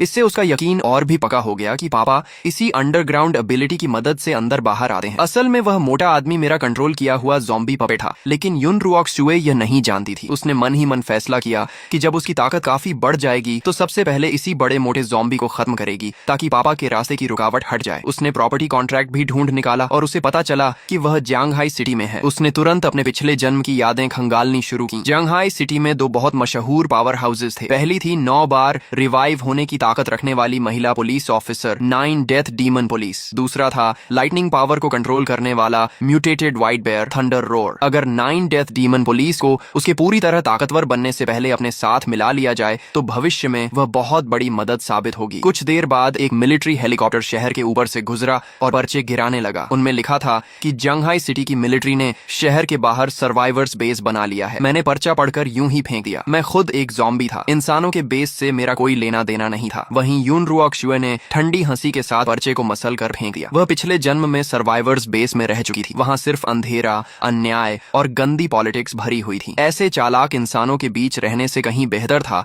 कि वह अपने ज़ॉम्बी डैड के साथ रहे। इसी बीच जब मैं लगातार अपनी ताकत बढ़ा रहा था तभी पास के पुलिस स्टेशन की महिला ऑफिसर सू मुचिंग कुछ साथियों को लेकर सनशाइन कॉलोनी में ट्रक लेने पहुंची। वो ट्रक चलाकर सर्वाइवर्स को शहर से बाहर निकालना चाहती थी, लेकिन कॉलोनी के गेट पर उसकी मुलाकात मोटे ज़ॉम्बी से हो गई। सू मुचिंग ने उसे हटाने के लिए एक पत्थर उठाकर उसकी तरफ फेंका, लेकिन कोई असर नहीं हुआ। फिर उसने अपनी पिस्टल निकालकर गोली चला दी। जैसे ही मैंने उसे मेरे ज़ॉम्बी पपेट पर गन तानते देखा, मेरा गुस्सा फूट पड़ा। चाहे उसका कोई भी मकसद हो, जिसने भी मेरे ज़ॉम्बी पपेट पर गोली चलाई उसकी सिर्फ मौत तय थी। मैंने मोटे ज़ॉम्बी को कंट्रोल करके हैमर से बुलेट रोक दी और अगले ही पल अपना हाथ घुमाकर हैमर सीधे सू मुचिंग की तरफ फेंक दिया। उसने कभी नहीं सोचा था कि ज़ॉम्बी उड़ता हुआ हैमर भी चला सकते हैं। वह बच नहीं पाई और हैमर सीधे उसे लगा, जिससे उसकी मौके पर ही मौत हो गई। कॉलोनी में गुस्से बाकी पुलिस ऑफिसर्स को भी मेरे ज़ॉम्बी पपेट्स ने खत्म कर दिया। मैंने उनके शरीरों से कई पुलिस गन्स और बुलेट्स हासिल कर ली, लेकिन रात होते ही एक अजीब घटना हुई। सू मुचिंग की डेड बॉडी लाल रोशनी में दोबारा जिंदा हो गई। उसका टूटा फूटा शरीर पूरी तरह ठीक हो चुका था और उसकी ताकत पहले से दोगुनी हो गई थी। मैंने मोटे ज़ॉम्बी की आंखों से यह सब देखा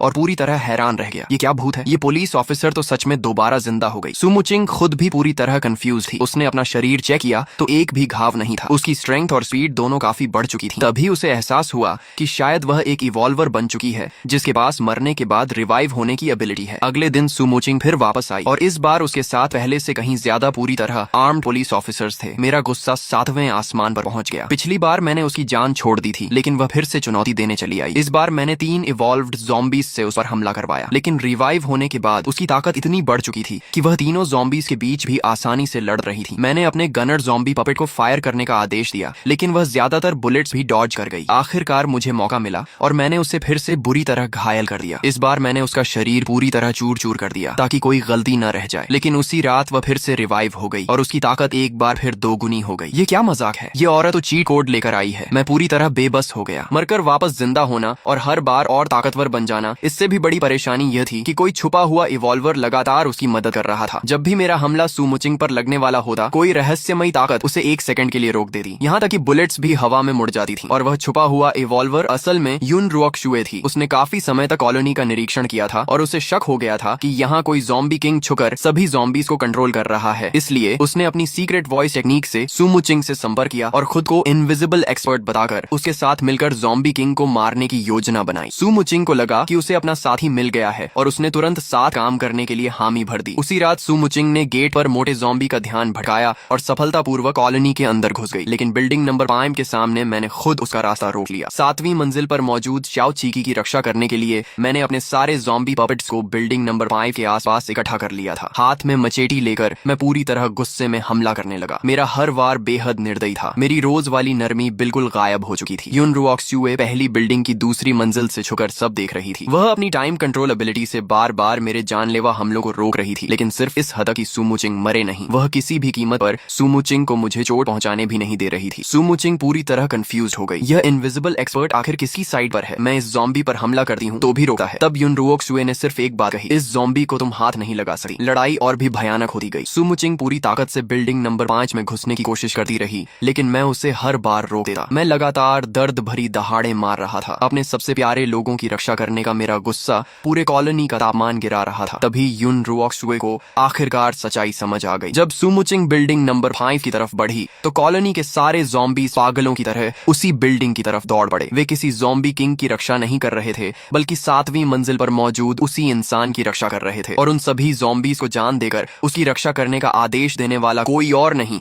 बल्कि उसका ज़ॉम्बी डैड था। क्या पापा ही ज़ॉम्बी किंग है? उसी पल सारे सुराग एक दूसरे से जुड़ गए। उसका ज़ॉम्बी डैड ही वह ज़ॉम्बी किंग था जिसे वह इतने समय से मारना चाहती थी। मैं कितनी बेवकूफ थी। युन रुओक शुए तो लगभग अपने ही पापा के खिलाफ गड्ढा खोद चुकी थी। सच्चाई समझते ही उसने तुरंत सू मुचिंग की मदद करना बंद कर दिया। छुपी हुई सहायता खत्म होते ही सू मुचिंग तुरंत कमजोर पड़ गई। मैंने 3 इवॉल्व्ड ज़ॉम्बीज और अपने असली शरीर से मिलकर उसे चारों तरफ से घेर लिया और उसे पंचिंग बैग की तरह बेरहमी से पीटना शुरू कर दिया। इनविजिबल एक्सपर्ट, तुमने तो सच में मुझे फंसा दिया। बेहोश होने से पहले सू मुचिंग के मन में यही आखिरी ख्याल आया। उसे बेहोश करने के बाद मैंने एक कागज पर लिखकर उसके पास रख दिया, जिंदा रहना। अगर तुम मर गई तो पूरे पुलिस स्टेशन के लोग तुम्हारे साथ मरेंगे। दयालु स्वभाव वाली सू मुचिंग ने आखिरकार समझौता कर लिया। वह अपने कारण किसी और की जान नहीं लेना चाहती थी। इसके बाद के दिन धीरे धीरे शांत होने लगे। मैं हर दिन लाइटनिंग के साथ प्रैक्टिस करके अपनी फाइटिंग स्किल्स बेहतर करता रहा। मैंने खास तौर पर शाओ चीकी के लिए लर्निंग मशीन और फ्लैश कार्ड्स भी ला कर दी। छोटी बच्ची बहुत तेजी से सीखने लगी। अब वह पढ़ना, लिखना और मैथ्स भी करने लगी थी। मुझे तो लगने लगा कि मेरी बेटी में महान बनने की पूरी क्षमता है। दूसरी तरफ युन रुओक शुए भी लर्निंग मशीन के साथ बच्चे की तरह बोलना सीखने का नाटक करती रही, लेकिन अंदर ही अंदर बहुत शर्मिंदा थी। पिछले जन्म में वह एक फेमस यूनिवर्सिटी की पोस्ट ग्रेजुएट स्टूडेंट थी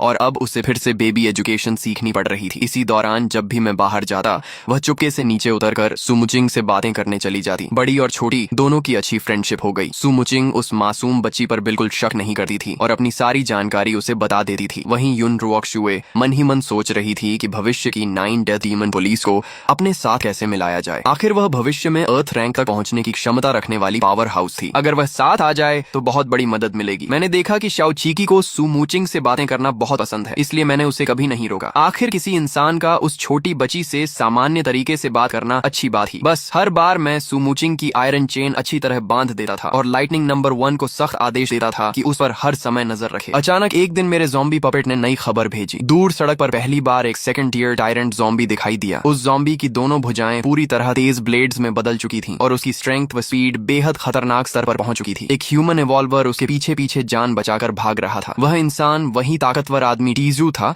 जिसने पहले मेरे ज़ॉम्बी पपेट से लड़ाई की थी। टायरेंट ज़ॉम्बी के शरीर पर बने घाव अपने आप भर रहे थे। टीजू ने उस पर कई बार तलवार से वार किया लेकिन कोई असर नहीं हुआ। आखिरकार वह एक तंग गली में घुसकर बड़ी मुश्किल से अपनी जान बचा पाया। मेरे मन में तुरंत एक आइडिया आया। ये टायरेंट ज़ॉम्बी बहुत ताकतवर था, सामने से लड़ना बेकार था, लेकिन मेरे पास इससे बेहतर तरीका था। मैंने लाइटनिंग को कंट्रोल करके उस टायरेंट ज़ॉम्बी को पुलिस स्टेशन के पास पहुंचा दिया। उसी समय सुमुचिंग बाहर से रिसोर्सेज इकट्ठा करके लौट रही थी। जैसे ही उसने टायरेंट ज़ॉम्बी को देखा, बिना कुछ सोचे उसका ध्यान अपनी तरफ खींच लिया ताकि पुलिस स्टेशन के लोगों की रक्षा कर सके। जब दो ताकतवर दुश्मन लड़ते हैं तो फायदा तीसरे का होता है। सुमुचिंग और टायरेंट ज़ॉम्बी के बीच भयंकर लड़ाई हुई, लेकिन जल्द ही उसे समझ आ गया कि वह उसे हरा नहीं सकती। इसलिए वह उसे पास के पेट्रोल पंप तक ले गई और एक गोली से फ्यूल टैंक उड़ा दिया। अगले ही पल पूरा पेट्रोल पंप आग की लपटों में घिर गया। टायरेंट ज़ॉम्बी आग के समंदर से बाहर निकल आया। उसका पूरा शरीर झलकर काला पड़ चुका था, लेकिन वह अभी भी जिंदा था, हालांकि वह बुरी तरह घायल हो चुका था। मैंने तुरंत अरबैंग और लाइटनिंग को हमला करने का आदेश दिया। गंभीर रूप से घायल टायरेंट ज़ॉम्बी अरबैंग की 1 टन से भी भारी लोहे की रॉड के लगातार वार बिल्कुल नहीं झेल पाया। कुछ ही देर में वह खड़ा होने की हालत में भी नहीं रहा। लाइटनिंग ने मौका देकर अपनी स्टील ब्लेड से उसके शरीर को लगातार काटना शुरू कर दिया और आखिरकार टायरेंट ज़ॉम्बी मारा गया। जब मैंने उसके शरीर से सेकंड ईयर गोल्डन कोर निकाला तो मेरी खुशी का ठिकाना नहीं रहा, लेकिन इस बार मैंने जल्दबाजी नहीं की। पहले शाओचीकी के लिए खाना बनाया, सारी सुरक्षा का इंतजाम किया और उसके बाद बिल्डिंग नंबर 4 में जाकर गोल्डन कोर को निगल लिया। उस गोल्डन कोर की जबरदस्त एनर्जी ने मुझे सीधे 3rd ईयर तक पहुंचा दिया। मेरी फिजिकल स्ट्रेंथ में क्वालिटेटिव चेंज आ गया और मेरी मेंटल पावर कई गुना बढ़ गई। मेरा कंट्रोल रेंज 10 किलोमीटर से बढ़कर कई दर्जन किलोमीटर तक पहुंच गया। अब मैं आसानी से 100 से भी ज्यादा सामान्य ज़ॉम्बी पपेट्स को कंट्रोल कर सकता था और सेकंड ईयर इवॉल्व्ड ज़ॉम्बीज भी मेरे लिए बिल्कुल आसान हो गए थे। अब तो स्पीड के मामले में मैं अजाइल ज़ॉम्बी लाइटनिंग को भी पीछे छोड़ सकता था और सामने से टैंक टाइप ज़ॉम्बी डबांग को भी धक्का देकर पीछे हटा सकता था। अब जाकर मैं सच में अपोकलिप्स का सर्वाइवर लगने लगा था। 3rd ईयर में पहुंचने के कुछ समय बाद मैंने एक और सेकंड ईयर टैंक ज़ॉम्बी को अपने साथ मिला लिया, जिसका आकार एक छोटी कार जितना बड़ा था। मैंने उसका नाम एयरबैंग रखा और उसे 1 टन से भी भारी मेटल रॉड दे दी। एयरबैंग का एक बार किसी कार को कबाड़ बना सकता था और अगर वह रॉड फेंक देता तो कंक्रीट वॉल भी आर पार हो जाती। एयरबैंग के कॉलोनी गेट पर पहरा देने के बाद अब इवॉल्व्ड ज़ॉम्बीज भी कॉलोनी के पास आने की हिम्मत नहीं करते थे। इसी दौरान युन रुओक्शुए भी छुकर 3rd ईयर तक पहुंच गई। 3rd ईयर में पहुंचने के बाद उसकी टेलीकिनेसिस बहुत बढ़ गई। अब वह आयरन नेल्स को बेहद तेज स्पीड से उड़ाकर हमला कर सकती थी और अपनी टाइम कंट्रोल एबिलिटी के साथ मिलाकर बिना आवाज किए किसी की भी जान ले सकती थी। पूरे अपोकलिप्स में अब वह इंसानों के सबसे ताकतवर लोगों में शामिल हो चुकी थी। एक दिन पता नहीं कब मेरे पैरों के पास ब्लड सैंड ब्लेड टेक्निक नाम की एक किताब पड़ी मिली। मुझे लगा कि किसी रहस्यमयी एक्सपर्ट ने यह सीक्रेट मैनुअल मेरे लिए छोड़ी है, इसलिए मैंने इसे सीखना शुरू कर दिया। लेकिन मुझे क्या पता था कि यह किताब असल में युन रुओक्शुए ने अपनी नोटबुक में लिखकर चुपके से मेरे लिए फेंकी थी। ये ब्लेड टेक्निक अपने खून को आधार बनाकर किलिंग ऑरा तैयार करती थी। पूरी तरह मास्टर होने के बाद ताकत लगाने की भी जरूरत नहीं रहती थी, क्योंकि केवल ब्लड सैंड ऑरा ही दुनिया की सबसे खतरनाक ब्लेड बन जाती थी। इस टेक्निक की प्रैक्टिस करने के बाद मेरी प्रोग्रेस बहुत तेज हुई और मेरी कॉम्बैट पावर में जबरदस्त बढ़ोतरी हो गई, लेकिन यह शांति ज्यादा समय तक नहीं रही। सर्वाइवर्स बेस से 5 इवॉल्वर्स की एक टीम जांघाई सिटी में रिसोर्सेज इकट्ठा करने पहुंची। उन्होंने देखा कि सनशाइन कॉलोनी के आसपास का सारा सामान पहले ही गायब हो चुका है। उन्होंने सामान ले जाने वाले ज़ॉम्बी पपेट का पीछा किया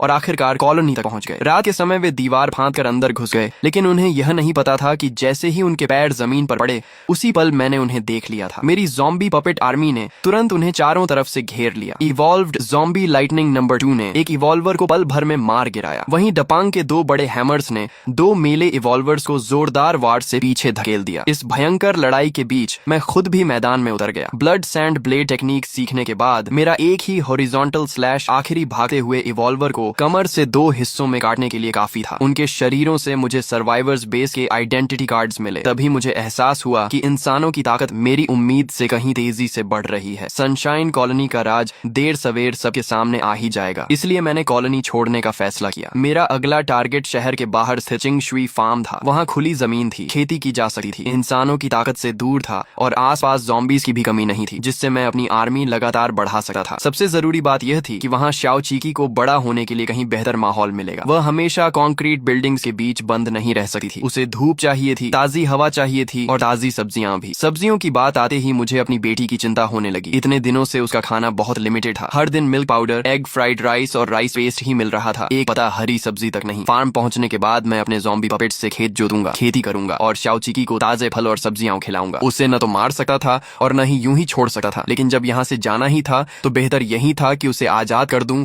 और फिर कभी उससे मुलाकात न हो। मैंने अपना फैसला शाओ चीकी को बताया। उसने हल्के से सिर हिलाया और पूछा, दीदी क्या वह हमारे साथ चलेगी? मुझे अच्छी तरह पता था कि सुमुचिंग के स्वभाव के हिसाब से वह पुलिस स्टेशन के सर्वाइवर्स को कभी नहीं छोड़ सकती, इसलिए वह हमारे साथ आने वाली नहीं थी। मेरी नजर बचाकर युन रुओक शुए ने चुपके से सुमुचिंग के हाथ में एक पर्ची रखी जिस पर लिखा था चिंगशुई फार्म। जाने से पहले सुमुचिंग ने युन रुओक शुए से पूछा, क्या तुम्हें हमारा वादा याद है? युन रुओक शुए मुस्कुराकर बोली, अगर कभी तुम्हें लगे कि यह दुनिया उतनी अच्छी नहीं है जितनी तुम सोचती हो और जब तुम्हारा दूसरों की रक्षा करने का मन न रहे तब मुझे याद करना, फिर मेरी रक्षा करना। सुमुचिंग लंगड़ाते हुए पुलिस स्टेशन लौटी, लेकिन वहाँ उसने ऐसा नजारा देखा जिसने उसे पूरी तरह तोड़ दिया। जिन सर्वाइवर्स की रक्षा के लिए उसने अपनी जान तक दांव पर लगा दी थी, वही लोग इंसान खाने वाले दरिंदे बन चुके थे। उन्होंने उन सभी पुलिस ऑफिसर्स को मार डाला जो उनका साथ देने को तैयार नहीं थे, यहाँ तक कि उन्होंने सू मुचिंग को भी मार दिया। सू मुचिंग तीसरी बार रिवाइव हुई और इस बार उसकी ताकत फिर से कई गुना बढ़ गई। उसने अपने हाथों से उन सभी गद्दारों को एक एक करके खत्म कर दिया। आखिरी बचा एक नौजवान उसके सामने घुटनों के बल बैठ गया और बोला, ऑफिसर सू, आप अच्छी इंसान हैं, मैं सिर्फ जिंदा रहना चाहता था, मैंने जानबूझकर कुछ नहीं किया। सू मुचिंग मुड़कर जाने लगी, तभी उसके पीछे पिस्टल लोड होने की आवाज आई। वह बिजली की तरह पलटी और एक पंच में उसकी पसलियां तोड़ दी। क्यों क्यों मुझे धोखा दिया? चारों तरफ बिखरी लाशों को देखकर उसका दिल पूरी तरह टूट चुका था। तभी उसे युन रुओक शुए की बात याद आई, अगर वे लोग तुम्हारी रक्षा के लायक ही ना हो तो? उसने मन ही मन सोचा, हाँ, क्या ऐसे घटिया लोग सच में मेरी रक्षा के लायक थे? उसने अपनी मुट्ठी में पकड़ी चिंगशुई फार्म वाली पर्ची को देखा, फिर आखिरी बार उस पुलिस स्टेशन को देखा जिसे वह पूरी जिंदगी समर्पित करना चाहती थी, और बिना पीछे मुड़े रात के अंधेरे में गायब हो गई। शाओ चीकी, मैं आ रही हूँ। रवाना होने वाले दिन सनशाइन कॉलोनी से 5 भारी ट्रक्स एक के बाद एक निकल पड़े। हर ट्रक की ड्राइवर सीट पर ज़ॉम्बीज बैठे थे और उनके पीछे पूरी तरह आर्म्ड सैकड़ों ज़ॉम्बी पपेट्स की आर्मी चल रही थी। ज़ॉम्बीज को ट्रक चलाते देखकर रास्ते भर के सर्वाइवर्स की आंखें फटी रह गईं। एक इवॉल्वर जो दुकान के अंदर रिसोर्सेज ढूंढ रहा था, उसने अपनी आंखों से 5 भारी ट्रक्स को तेजी से गुजरते देखा। हर ड्राइवर सीट पर डरावने ज़ॉम्बीज बैठे थे। वह दंग रह गया और बोला, क्या मुझे हेलुसिनेशन हो रहा है? अब ज़ॉम्बीज भी ट्रक चलाने लगे। रास्ते भर लगातार इवॉल्व्ड ज़ॉम्बीज हमारे काफिले की आवाज सुनकर हमारी तरफ आने लगे, लेकिन मुझे किसी से डर नहीं था। मैंने अपनी टेलीकिनेसिस से उन सभी को कंट्रोल करके अपनी आर्मी में शामिल कर लिया। हमारी ज़ॉम्बी आर्मी कम होने की बजाय लगातार बढ़ती ही जा रही थी। जब काफिला जांघाई सिटी जू के पास पहुंचा तो सड़क के बीचों बीच एक पूरी तरह सुनहरे रंग का second tier mutated giant snake लेटा हुआ था, जिसने पूरी सड़क रोक रखी थी। उसका शरीर 20 मीटर से भी ज्यादा लंबा था और उसके सुनहरे स्केल्स धूप में चमक रहे थे। आगे रास्ता देखने गए 2 ज़ॉम्बी पपेट्स को उसने एक ही निगल में खा लिया। मैंने एरपैंग को भारी मेटल रॉड के साथ सबसे आगे भेजा। उसने पूरी ताकत से जायंट स्नेक के सिर पर वार किया, जिससे वह कुछ पल के लिए चकरा गया। दपांग और बाकी टैंक ज़ॉम्बीज ने दोनों तरफ से रास्ता रोक लिया ताकि स्नेक भाग न सके। उसी समय एजाइल ज़ॉम्बीज उस पर टूट पड़े और अपनी स्टील ब्लेड्स से उसके शरीर को लगातार काटने लगे। सबसे अहम पल में टायरेंट ज़ॉम्बी ऊंची बिल्डिंग से छलांग लगाकर सीधे उसके गले के पास उतरा और अपने पंजों से गहरा घाव बना दिया। अगले ही पल एयरपैंग ने अपनी मेटल रॉड से उसका सिर कुचल दिया। सेकंड टियर गोल्डन कोर निकालने के बाद मैंने फैसला किया कि इस बार उसे एयरपैंग ही निकलेगा। अब थर्ड टियर से नीचे के गोल्डन कोर्स मेरे किसी काम के नहीं थे, लेकिन उनसे मेरे ज़ॉम्बी पपेट्स और ताकतवर बन सकते थे। क्वांटिटी नहीं, क्वालिटी जरूरी थी। मैं पूरी तरह हाई टियर इवॉल्व्ड ज़ॉम्बीज से बनी एक एलीट आर्मी तैयार करना चाहता था। युन रुओक शुए उस विशाल स्नेक की डेड बॉडी को देखकर इतनी खुश हुई कि उसकी आंखें चमकने लगीं। उसने मासूमियत से कहा, पापा मुझे स्नेक मीट खाना है। बेचारी शाओ चीकी इतने दिनों से सिर्फ milk powder, egg fried rice और राइस पेस्ट खा खाकर परेशान हो चुकी थी। इतनी बड़ी स्नेक देकर उसका मन ललचा गया, लेकिन मुझे यकीन नहीं था कि म्यूटेटेड बीस्ट का मीट इंसानों के लिए सुरक्षित है या नहीं। इसीलिए मैंने सोचा कि पहले किसी ह्यूमन सर्वाइवर पर टेस्ट करके देखूंगा, फिर ही शाओ चीकी को खिलाऊंगा। मैंने मुस्कुराकर कहा, जब पापा कंफर्म कर लेंगे कि यह सेफ है तब तुम्हारे लिए जरूर बनाऊंगा। युन रुओक शुए थोड़ी निराश हुई, लेकिन वह मेरे फैसले को समझ गई। उसे अच्छी तरह पता था कि म्यूटेटेड बीस्ट का मीट न सिर्फ खाया जा सकता है बल्कि शरीर के लिए बहुत फायदेमंद भी होता है, लेकिन वह यह बात मुझे बता नहीं सकती थी। काफिला आगे बढ़ता रहा। दोनों तरफ की ऊंची बिल्डिंग्स धीरे धीरे गायब होने लगी और उनकी जगह खुला मैदान दिखाई देने लगा। मैंने मैप देखा, सिर्फ 10-15 मिनट बाद हम चिंगशुई शुई फार्म पहुंचने वाले थे। शाम का डूबता सूरज पूरे आसमान को लाल रंग में रंग चुका था। मैं खिड़की के बाहर पीछे छूटते नजारों को देख रहा था। फिर मेरी नजर बगल में बैठी शाओचिकी पर गई, जो खामोशी से बाहर की दुनिया देख रही थी। उसकी आंखों में डूबते सूरज की लाल रोशनी झलक रही थी। रीबर्थ के बाद यह पहली बार था जब वह सनशाइन कॉलोनी से बाहर निकलकर दुनिया देख रही थी। मैंने प्यार से उसके गाल को हल्का सा दबाया। शाओचिकी ने मेरी तरफ देखा और मीठी मुस्कान के साथ बोली, पापा, बाहर की दुनिया कितनी बड़ी है। मैंने मुस्कुराकर कहा, हाँ, दुनिया बहुत बड़ी है और बहुत खतरनाक भी, लेकिन जब तक मेरी शाओचिकी मेरे साथ है तब तक हर चीज की कोई न कोई अहमियत है। दूर होराइजन पर डूबते सूरज की रोशनी में एक विशाल फार्म की परछाई दिखाई देने लगी। वही हमारा नया घर था, चिंगशुई फार्म। लेकिन हमसे कई दर्जन किलोमीटर पीछे जांघाई सिटी के खंडहरों में एक बेहद डरावनी ऑरा वाला इंसान हमारे ट्रक के टायर मार्क्स का पीछा करते हुए तेजी से हमारी तरफ बढ़ रहा था। अब सुमुचिंग की आंखों से वह पुरानी नरमी और दयालुता पूरी तरह गायब हो चुकी थी। उनकी जगह सिर्फ ठंडापन और अटूट संकल्प बचा था। लेकिन जब भी उसे वह छोटी बच्ची याद आती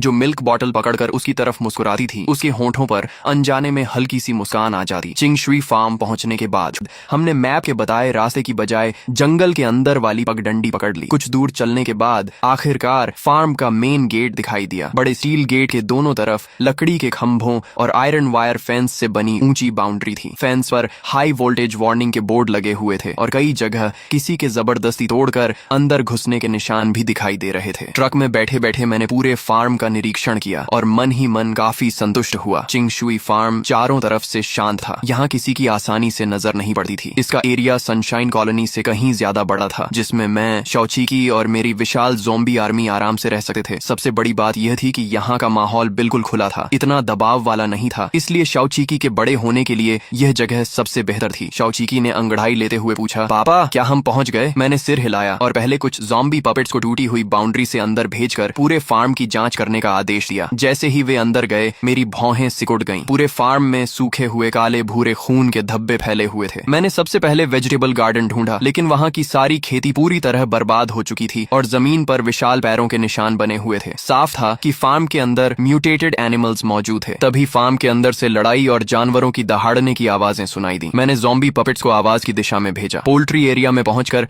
हमने एक म्यूटेटेड जायंट बुल देखा। सबसे हैरानी की बात यह थी कि उस बुल के मुंह में शेर और बाघ से भी बड़े नुकीले दांत उगाए थे और वह किसी अनजान जानवर की डेड बॉडी खा रहा था। एपोक्लिप्स के बाद तो गाय भैंस भी मीट खाने लगी थी। जायंट बुल ने ज़ॉम्बी पपेट्स को देखते ही बिना रुके उन पर हमला कर दिया। वह पहले ही सेकंड टियर तक पहुंच चुका था, इसलिए सामान्य ज़ॉम्बी पपेट्स उसके सामने टिक ही नहीं सकते थे। मैंने तुरंत अरपैंग और टायरेंट ज़ॉम्बी नंबर 1 को लड़ाई में उतार दिया। अरपैंग ने अपनी मेटल रॉड पूरी ताकत से बुल के सिर पर मारी, जिससे उसकी आंखों के आगे तारे घूम गए।